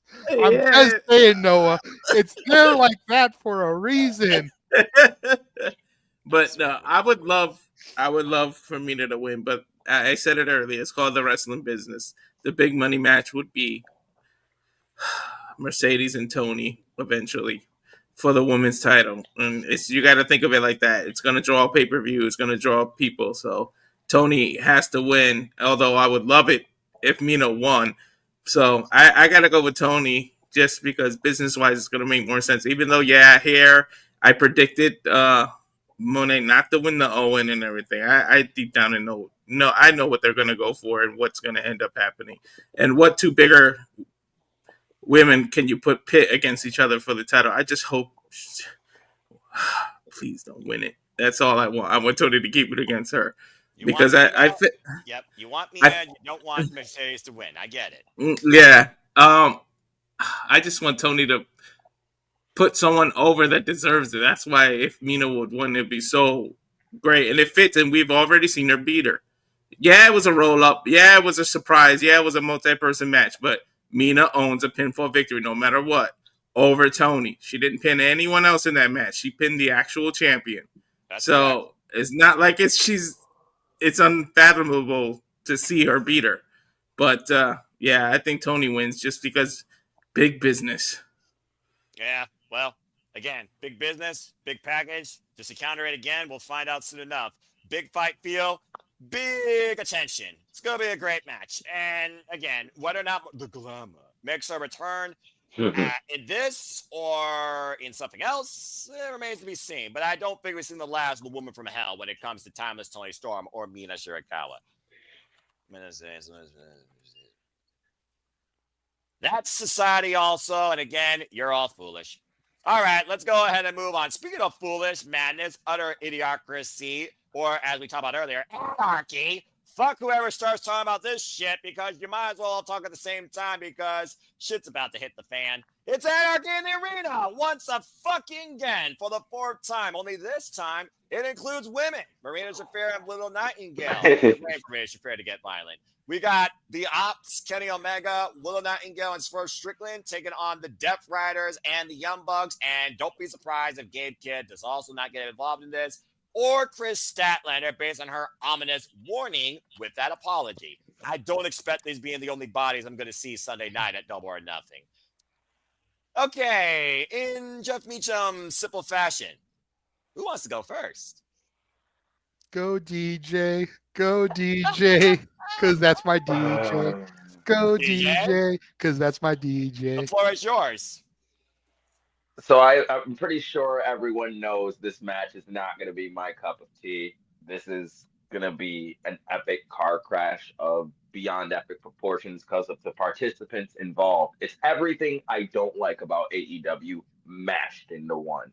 You got Moxley and his Willow is one of the redeeming. There are some redeeming qualities in this match, but there's still Moxley, the rest of the Death Riders. You got the Bucks. Kenny is I'd rather see Kenny in a single match than having to be worried about his safety in the entire match because he's going to do some type of crazy stunt. Hobbs at this why do you keep putting Hobbs in groups and these group matches and you're not showing why he's special? You don't throw him in groups. You leave him by himself and let him destroy people the same way the Hurt Syndicate got themselves over. If anything, if you were going to throw Hobbs into any group, I think the most beneficial group would have been the Hurt Syndicate. Fits him like a glove. I do agree about that. I remember when he first saw the MVP on the Raven scene. Please continue. And then you got Samoa Joe and Swerve here, which to me, for Swerve, this kind of feels like we don't got nothing for Swerve, so we'll just throw him in the Anarchy and Arena match, and Samoa Joe's here because his group's here. And then there's the whole Gabe Kidd factor that just spawned out of nowhere like an NPC from GTA. And then disappeared out of nowhere. Pretty much. So, I got the heels need to win because they need to go into Double or Nothing with some momentum, but I'd rather have the baby faces win because I hate all the heels. This is probably the only wrestling match that I actually have some genuine wrestling emotions about because I genuinely hate most of the heel team. And I love I do care for most of the baby faces. So I lied. I want the baby faces to win, but the heels are most likely going to win. Okay, so he's going with baby faces. Well, DJ, if it makes you feel any better, I actually agree with you. I think the baby faces are going to win for the first time in Anarchy in the Arena history. If you guys have been following this match as long as I have, not Stand Stampede, but Anarchy in the Arena, this is the fourth one. The first one was won by the Jericho Appreciation Society, and the previous two were won by heels as well. Blackpool Combat Mhm. Club faces Konosuke Takeshita, and last year it was the Elite. So I think this time, this is the first time the babyfaces do get the win. And if you follow Dynamite like I did, you saw the heels stood tall in the end because of Gabe Kidd's sudden arrival to add to the numbers. And if you all know Gabe Kidd's history and also a history of violence, where's the problem if a Mad King is not too far away from the desert? But I think that the babyfaces need the win here just to have something over the Death Riders, it seems. I think there's too much in Omega, in Willow, and in Swerve particularly that's gone buck hunting. And truth be told, whether or not we get blood and guts out of this, which has not been announced yet, quote unquote, but you know that usually happens after Anarchy in the Arena,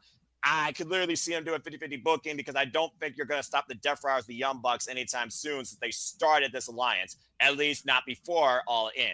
But yeah, I got Omega and company for the win here. All right, JJ, it's on you. And before you speak, it's 70% in favor of the baby phases and 30% in favor of the heels. So go ahead. This is one fall to a finish, right? Yep, inside the ring. And, okay, the fall has to be inside the ring. Even though it's called Anarchy in the Arena and they're going to brawl everywhere, the pinfall has to be in the ring. Correct. Okay. Baby faces win. Darby Allin returns. I did not think Darby Allin would return this soon from Mount Everest, but okay. Yeah, short, sweet, simple, and to the point. Walter, anything you want to say regarding this non-copyright clusterfuck?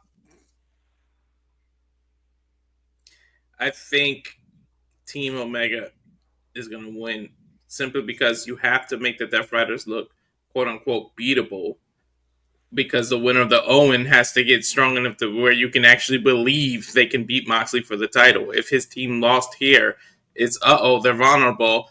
This could be the final step. The champ can finally actually lose the title. Otherwise, it's like they win here, and then it's like, shit, we're going to go through this crap again. He's never going to lose it. Here's the beauty part of this. I got you. The Bucks can eat the pinfall, and the Death Riders still look strong. I bet you That's Mox true. still looks strong. Exactly. Who got pinned last year when it was the Elite? Wasn't it Darby because he was strung up? It was Bryan Danielson. Okay. It was Danielson. Okay. But Darby was the one that was hung upside down, right? Yes. Yes. That's why I think Darby's coming back and he's going to get his revenge on the Bucks. I'm just waiting for the Death Riders to know the Bucks give them no good luck and drop them, because I can see John Moxley and Gabe Kidd and then the Young Bucks, honestly. Just saying.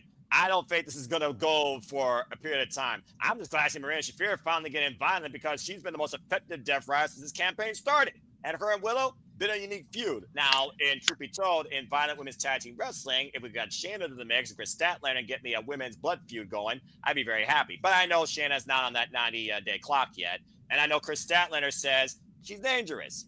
We'll see how dangerous she can be when Willow necessarily believes that she's hanging around the wrong people when Chris Statlander stands on her own body best friends. I think Statlander is going to get involved in this too. And it's one of those things, though, also where it's like, okay, so we see an exploding barbed wire, we see an exploding chair, exploding super kick. We've seen fire. We've seen draped above the ring. We've seen street sign trash can. We've seen live performance band super kicked. We've seen glass embedded in a plexiglass poker chip, as well as barbed wire. So I wonder how much crazy you can get besides trying to run a man literally over in the street. Oh, wait, Jack Perry tried to do that with Darby Allin. So how much crazier can this actually get? How do you keep topping the most insane match in All Elite Wrestling? That's more so what I'm curious about at this point. Then again, with John Moxley, the jury is out. But yeah, babyfaces need a win here for the first time in Anarchy history, just to show the Death Riders are vulnerable besides the Trios title. To your point, the Death Riders have not been shown to be vulnerable since they lost the Trios championships to the Ops at Spring Breakthrough. Since then, the Death Riders have been able to bounce back and remain in control, and now gave kids on John Moxley's payroll. So there you go. Think about that. Now, DJ, you have a further thought? Yeah, so my only thing with that is, if you really want to have that really big moment for whoever wins the Owen, and hopefully this moment leads to them winning at Double or Nothing, or not Double or Nothing, at All In. Botch. There you go. To have that big, baby face moment of beating the Death Riders, you got to make them look, almost impossible to beat at this point. That's why I was going in with the intention Death Riders are going to win, but I hate everyone in this match on the heel side. So I have to want the baby faces to win. And if Eddie Kingston does come back, hopefully he doesn't come back as full blown caveman. Shave the beard. You know, you can have the beer belly a little bit, but just shave the beard. Shave the fucking beard, please. It makes sense in context because the last time we saw it in Kingston, it was against Gabe Kidd in the last man standing, no rope match for the Strongweight Championship where Gabe Kidd beat him for that title and broke his legs in the process. And Eddie Kingston hasn't been seen since. So again, you saw the receipt. Yes, JJ. I just did the math. 90 days from the releases would be July 31st. Forbidden Door is August 24th. Oh, You're shit. welcome. Take my money. I'm ready for the Forbidden Door. All right. Well, that being said, we're all unanimous for the baby faces. And if they're going to add a women's tag titles, Marina and Shayna could be a serious threat for those belts. Yeah, and they actually put more respect on those titles than Ronda and Shayna were able to do in WWE bygone era. Anyway, it's also one of those things. Also, Sky Blue has been petitioning, and I quote, for women's blood and guts. Megan Bain, Penelope Ford, Marina Shafir, Shayna Baszler, Sky Blue, Julia Hart, Mina Shirakawa, Toni Storm, Chris Statlander, Willow possibly on a different side. Yeah, there definitely is a chance that we could get women's blood and guts this year, and I'm all for it. But anyway, that's a whole different conversation. What? Toni. Oh, well, of course. Duh. Timeless Toni Storm. I mean, come on now. Athena, Billy. Well, yeah, that's another fair shout out. I think Athena's going to show up this Sunday, too, because I remember when you talked about Athena versus Monet, and the way that happens is by Athena costing Mercedes the match. We have not had a ref bunt yet during the Owen, so you might be on to something, JJ. But again, and I told DJ when we talked about this on the Spaces, the reason Athena has been MIA from TV is out of sight, out of mind. That way, when she shows up to cost Mercedes the match, that crowd response is going to be electric. People are going to have forgotten about her and be like, oh, shit, it's Athena. And in case you all forgot, Athena's from Texas. All right, well, let's go ahead. I'm just saying. That's why I keep saying, man. I keep saying. You know, as much as you and I disagree sometimes in polite debating, this is one time you and I are on the same wavelength, JJ. So believe it or not, folks, me and this guy can coexist. All right. Well, we've got a lot of great fun, a lot of great talk, a lot of great chat. You guys with your freaking tomfoolery towards women in wrestling. Let's go ahead and get right into our actual main event for the first time in Double or Nothing since Anarchy has existed. It is the Men's Owen Hart Foundation Tournament Finals. Redemption versus Ascension. 2 years worth of hell versus 2 years of progression.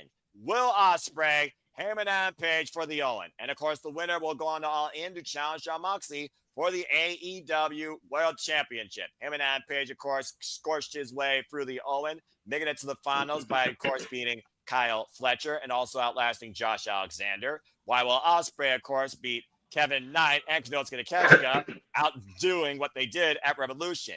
We heard what these two men said, and probably, if we're being perfectly honest, the best promo neither of these men have given since being part of AEW, no lies detected, bringing real life elements into what you would call a story for AEW's resurgence through one of these two men. Heyman and Page, of course, the last time we saw him at Double or Nothing, he came in as champion and lost. Will Ospreay, of course, previous AEW National Champion twice, was a finalist in the Continental Classic, lost last year. Heyman has not won a tournament, though, the last 2 years. But there is one thing he's done that Will Ospreay hasn't. He has a pinfall win over Jon Moxley and also choked him out.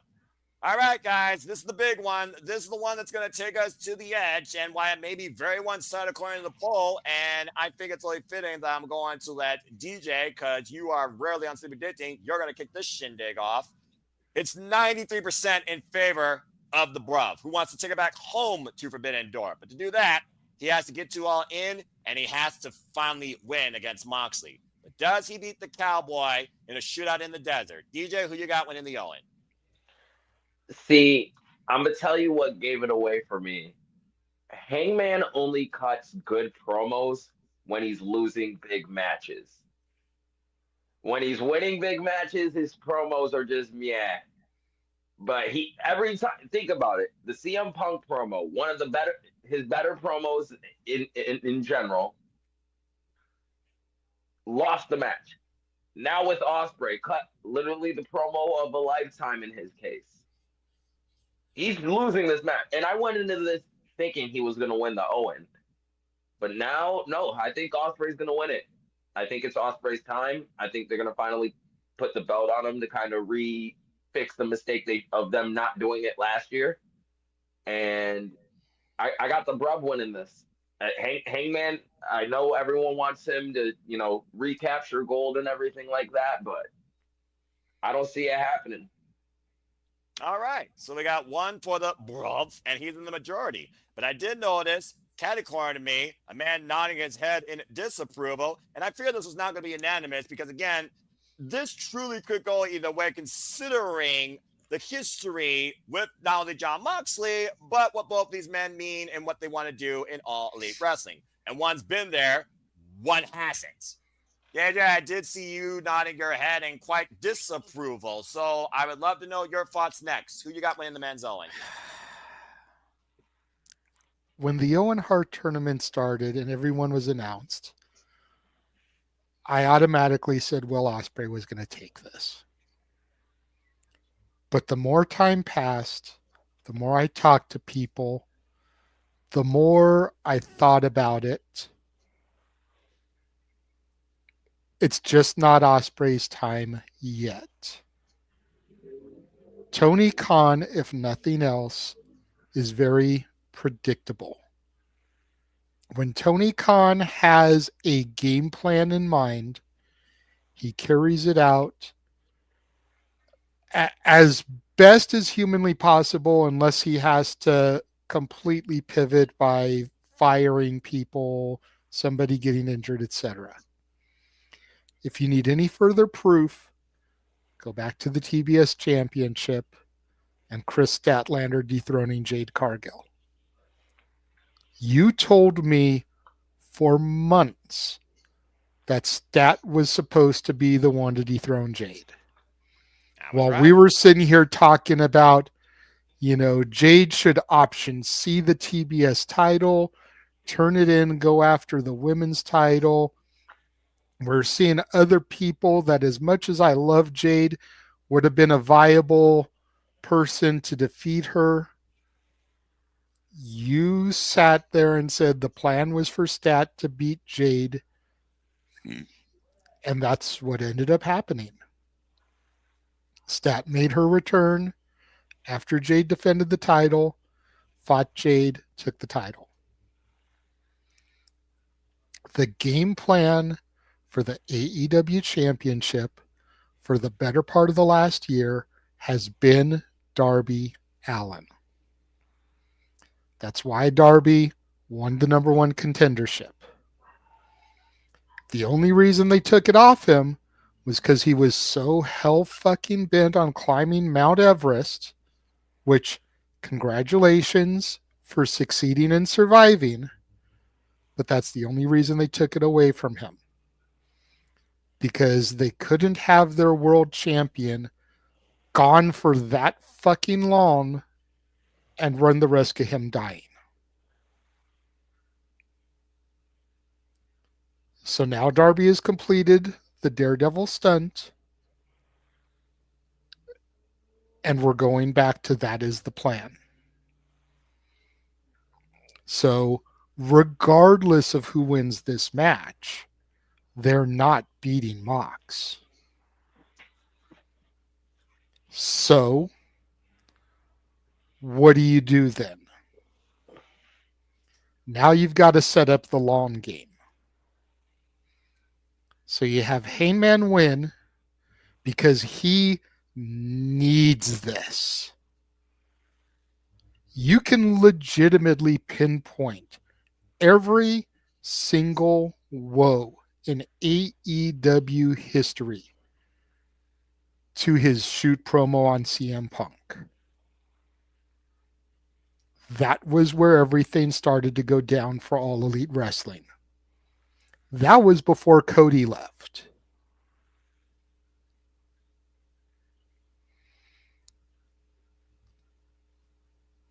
So he wins the tournament, but he can't beat Mox. Then you go to Forbidden Door. Give the title match to Ospreay. He can't beat Mox. Then you go to Toronto, All Out. Got a number of Canadians that you could have challenge. Most realistic, probably Kenny Omega. Omega can't beat Mox. And he's the one who defeated Mox for the title the first time. And then you go to Wrestle Dream and Darby does it. Again, Tony Khan, my email is rowjjwilliams@gmail.com. I just straight up booked your next pay-per-views for you. And it makes fucking sense. I got no argument. But again, Tony Khan, does he throw out Prince Nana? We'll find out soon. I have one. You're asking me to deal with the Death Riders for 4 or 5 more months. I know. Fuck no. I know I am. And trust me, DJ, when I say I don't want to deal with them for that much longer. But Gee. Wrestle Dream is where Mox's reign of terror began. And Wrestle Dream is where it's going to end. If that's the booking, Because it's too predictable to do it at All In. That's their WrestleMania. It's too predictable to do it there. I think they're going to steal everything from WrestleMania 40 except for doing it at their WrestleMania. They're going to do it at Wrestle Dream. And the Avengers are going to fucking assemble to help defeat Mox. The ghosts of Mox's past, all the people that have fallen to the Death Riders, Cope, Swerve, Joe, etc., etc., etc. Bryan Danielson in the Undertaker role. The man who Mox defeated to start the Reign of Terror. To help Darby get the title he was supposed to get last year at that event. Again, we'll see if that comes to fruition as you're booking, like DJ referred to, 4 months in advance. And again, is it that obvious? Time will tell, especially because it's the first time we're going all in on the States. I didn't say it was that obvious. I said it makes sense. Well, that's true. But yeah, anyway. There's the difference. I don't know. Yeah, about to say, DJ. Yeah, all right. I'd rather watch 4 months of Nia Jax continuated on a 24-hour loop. Just strap me to the chair, baby. I'll watch it. Wow, he literally wants to put himself in the fridge. Okay, then. Put me in the fridge. Put me in the fridge with a fridge, nonstop watching the fridge for 4 months straight. Wait, a fridge and a fridge? That can't work. All right, this is going off in a bad direction. That being said, I'm just saying. I think that Mox still has top tier contenders that he has to beat before we can finally do what the sickos have been calling their catchphrase, restore the feeling. Fair You've enough. Still got Hangman. You've still got Ospreay. You've still got Omega. You've still got, and you can even throw MJF or Lashley in there at one of the June, July TV specials before All In. Like, you still got some serious competition before you pull that trigger on Mox. If Mox is supposed to be this dominant, he has to beat those guys first. Fair shout. Then when Goliath falls to David, it's that much more meaningful. All right, JJ. I hear you 110%. You're calling the timeline perfectly because, yes, Jon Moxley and Kenny Omega, they have history. Jon Moxley, Will Ospreay, they have history. Jon Moxley, and insert name here in AEW, have history. It was Jon Moxley that came at the very first Double or Nothing, ushering what he thought was going to be a paradigm shift before AEW, in his own way, lost their way. And that's why he wants to scourge it. He says anarchy will be a welcome here. So we're going to paint a bloody, violent picture on the canvas, and we'll see what happens ahead of All In at Double or Nothing. But I understand your sound sense logic in what you think should be the timeline for the AEW World Championship. It's just a matter of it comes to fruition. That being said, Walter, you've been quiet. You're the only one left. What you guys say regarding the men's Owen Hart Foundation tournament finals and everything that your boy that you sometimes share a brain with, JJ, said. Go ahead and close this out. Everything he said makes sense. I would keep Will Ospreay away because he's the type of person that should win his first title shot, and then you're not going to give Darby a long run. When it's time for Darby to lose, you reinsert Will Ospreay into the title picture, and he beats Darby for it. That's what I would do. I would keep Ospreay away from the whole situation until Darby wins, and then he gets reinserted, and he's the one to beat Darby because Darby doesn't need a long run. To counterpoint you there, Ospreay's the type of guy that can lose via shenanigans and it won't weaken him. Yeah. True. If the Death Riders do Death Rider things in London, it's not going to hurt Ospreay. And then kind of like the point I made about Mina Shirakawa, Ospreay made a good chunk of his name in Japan. So if they do the show again in Japan at the beginning of the year, you can have him defeat Darby there. And again, Darby Allin owes a pinfall victory on Will Ospreay, lest we forget. And there's a reason why Darby and Will Ospreay decided to basically go into battle war together before Darby Allin was thrown down a flight of stairs and found his way to Mount Everest. So again, the history is very Mick Foley-esque, was it not? Yes, absolutely. I mean, again, he's a crazy man as well. Have a nice day. But yeah, it just feels like to me, though, with the fact they made this arc feel so personal with Heyman, Adam Page, that Heyman kind of needs this. And I think Heyman basically needs that moment to go up against Jon Moxley. He's already done it. And Will Ospreay says he would go into war with him if he wins. And I do wonder how much that does hold up because, yeah, Will Ospreay, he's been that man before. Commonwealth Kingpin. He was the selfish, self-centered asshole, take no prisoners at one time. He was his own belt collector, literally, in New Japan Pro Wrestling. He's been both Heyman and Jon Moxley in his career at one point, not before influenced by Don Callis. So there's a lot of reflection there. But I think Heyman and Moxley right now does make sense to close the book on that at All In. And I'm not just saying that because we're in Texas and people think that he's going to ride in on a freaking white stallion.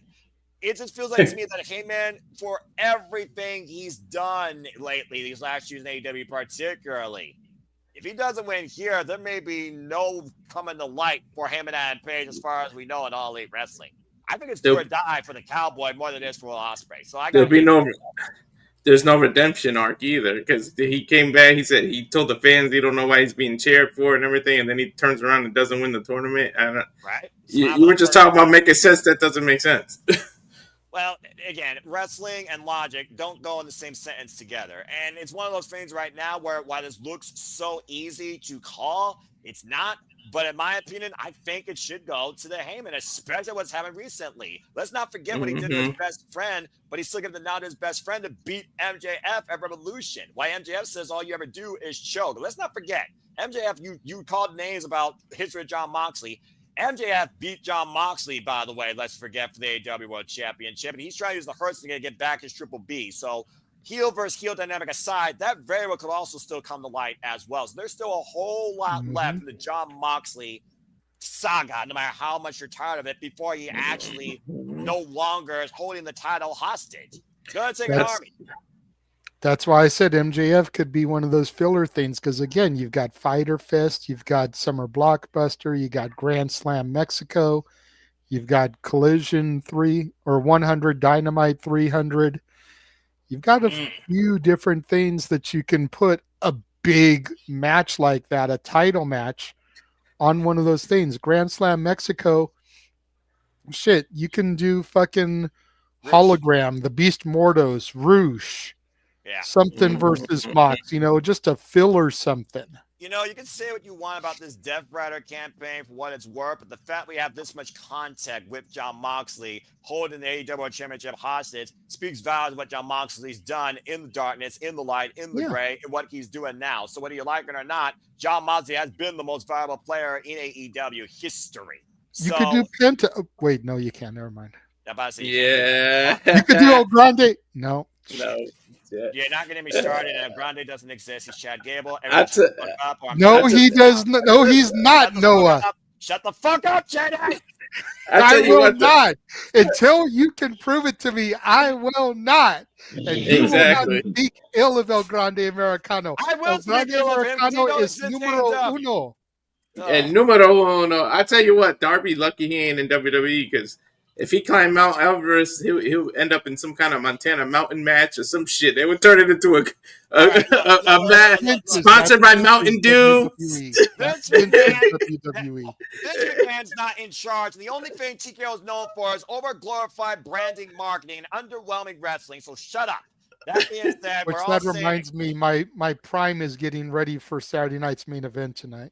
well, with that being said, I'm going to go ahead and get ready to shut this thing out because that's the last match. We all said Heyman and Page for the win, but good luck to the brother and good luck to both. Did we? I thought DJ said Ospreay. Oh, no. That's right. I said He did say Ospreay. Ospreay. I'm sorry. So, again, he's part of the 7.4. We're part of the 7.4%. He's part of the 93%. So, we'll see. But that being said, folks, what do you guys say regarding Double or Nothing? What are your final predictions, thoughts? Do you want to try and book out the AEW storyline with a sense to it, or do you go your own way even further off and deeper than Madman Tony Khan? Let us know in the comments or in the chat down below as we get ready to bid you find adieu until Saturday night's main event. It'll be all right. That'll be said. Thank you all so much for tuning in. Thank you, everybody, for being part of the panel. Thank you to the 27 of those to put in predictions. Comments include easy peasy. Card doesn't look half bad. Go Will. Going to be a banger. There might be a heel turn or a face turn at the pay-per-view or a return. Honestly, there might be all three if you're really thinking about it. I think all the above. Yeah, probably say the D, option D. All right. Well, that being said, let's go ahead and get this thing wrapped up and move on with our days until whatever's ahead. Saturday's main event for me, but also nap and Marco's Pizza. DJ, an absolute pleasure. Always great to rock and predict and chat with you. Where can people engage and find you besides here? Find me on Twitter or X at CornyFan8876. I do my spaces on Fridays and Sundays, usually at 6 p.m. Eastern Standard Time. Everyone's always welcome. Well, there you go. And subscribe and follow. Do the things on the X because X is going to give it to you. Appreciate you, DJ. I'm looking forward to the next time we simply predict or do commentary. Also, have a great time with Walter tomorrow night for NXT Paragon. Want to give a shout out real quick to Hannibal, who wasn't here. But again, we appreciate him. Go follow him also on the X as well. Walter, welcome back. But God damn it, your graphic. Go ahead and so the people can find you. On YouTube at Rage Over Wrestling. Please subscribe, because now that it's no longer New Orleans, I really got to get the meaning. If the rumors are true and it's really in Vegas, like, that's hop, skip, and a jump from my new location and for JJ. And, like, we still get to bring another person. And if that's Noah, we get the foster man in Vegas. Or let's be honest, the three of us will find some way to get there either way. But just to get the foster man out there would be hilarious. Just go watch the Big Bang Theory episode when they were in Vegas and they hired someone for their little nerdy friend. We're not going to get Noah out there. We're going to get NAF in Vegas. Yeah. Noah's going to get lit like a Christmas tree. Yeah, we might have to all get we got to do is hang out by the slot so we can get this man free booze. Exactly. And we could get an Airbnb instead of a hotel, so at least we'll be together. And then it'll be even more fun. I'm more sophisticated. I'm a Bill and Russo guy, but that's a whole different conversation. Continue. But just subscribe. We really need it. The stipulation is still there. And I noticed I gained a couple of subscribers last night, so we can just keep it going. Yeah. And then at Instagram, Walter.Cruz.940, and of course at X at Walter Ellis Cruz. All right, and again, as CJ talked about, you'll find Walter, you'll find him, you'll find JJ, you'll find James, who wasn't here, and everybody else not named me, in and out of the spaces. And there you see the schedule as per usual. And again, stay tuned for more on that. Well, JJ, again, I'll see you, Yahoos, in a few hours, but go ahead and so the people can find you while you have your new graphic. Yes. My new graphic, just so that I don't have to hear Noah complain about Elena Black's ass. Idiot. You can find me on X at ROWJJ Williams or Casa D18 Studio. Casa D18 Studio is where I host my spaces. Of course, I am on YouTube, Casa D18 Studios, and on Instagram, the Renegade JJ Williams. There we go. And people could find me if they want to hear something at M. Foster in 1916 for All Things Wrestling. Shout out to the W fam. I don't plug myself, but I guess I need to if people are going to try and come up with predictions, especially when X is a piece of shit. So follow me if you choose on YouTube and on X. Damn it, Charles. Why does that fit so perfectly? At M. Foster 1916 for All Things Wrestling. As I moderate, simply predicting, I take part play-by-play in multiple shows, mostly all the biggest of promotions, but I'll probably get back to the indies as well. We're going to try and add more Japanese content to the channel again, including New Japan's upcoming Dominion G1 Climax 35, I believe, and maybe the Best Super Juniors final. So stay tuned for more on that. And speaking of New Japan, please follow our Canadian friend, Ash. Also a fellow New Japan fan, also not a dickhead, not quite as much as a dickhead as the people I'm on screen with, but follow her. Don't be a dickhead. Be part of Baddie's Army today. Follow her at Baddie for Wrestling. Ash, we'll see you tomorrow for our call of Double or Nothing.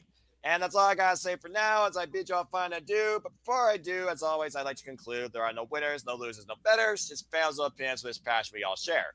At the end of the day, support one another, respect, share, protect your mentality too. Treasure your families, no matter the immaturity.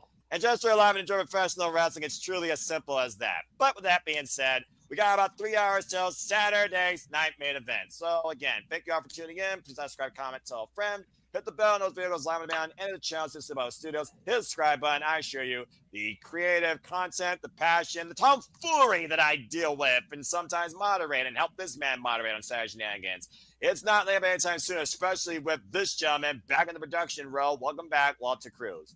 With that being said, thank you all for tuning in. Charles, Fett, shout out Bat Dash, everybody in the chat. Thank you again to the panel, and thank you all for listening to our thoughts and giving you our own unrestricted conversation preview of AEW Double or Nothing. I'm not even doing the UK goodbyes because I'm ready to go take a nap and eat some pizza right now for the duration of time. So until later tonight, where I'm going to be back for 2 more things. God bless it. This has been Syndicate. Thank you for tuning in. Make a positive impact in life. We don't see you as always. And whether it's day or night, have a good one. Thank you all so much. And let's enjoy, no matter how we feel, let's enjoy AEW Double or Nothing come tomorrow night. Have a good one, folks. Oh, good Lord. Subscribe to Rage of Wrestling. Yes, subscribe. Do it now. This is the last thought you need to hear. Simply subscribe. Don't be a dickhead. Subscribe. Tell your friends. Yeah, exactly. Share. Be a Yeah, friend. Sign up for burner accounts. Yeah, exactly. Burner accounts. I forget AI robots not named Gronk freaking following us. All right. Try to inflate your numbers worse than the damn economy. All right, I'm hitting the button. Have a good one. Idiot. Surrounded by fools.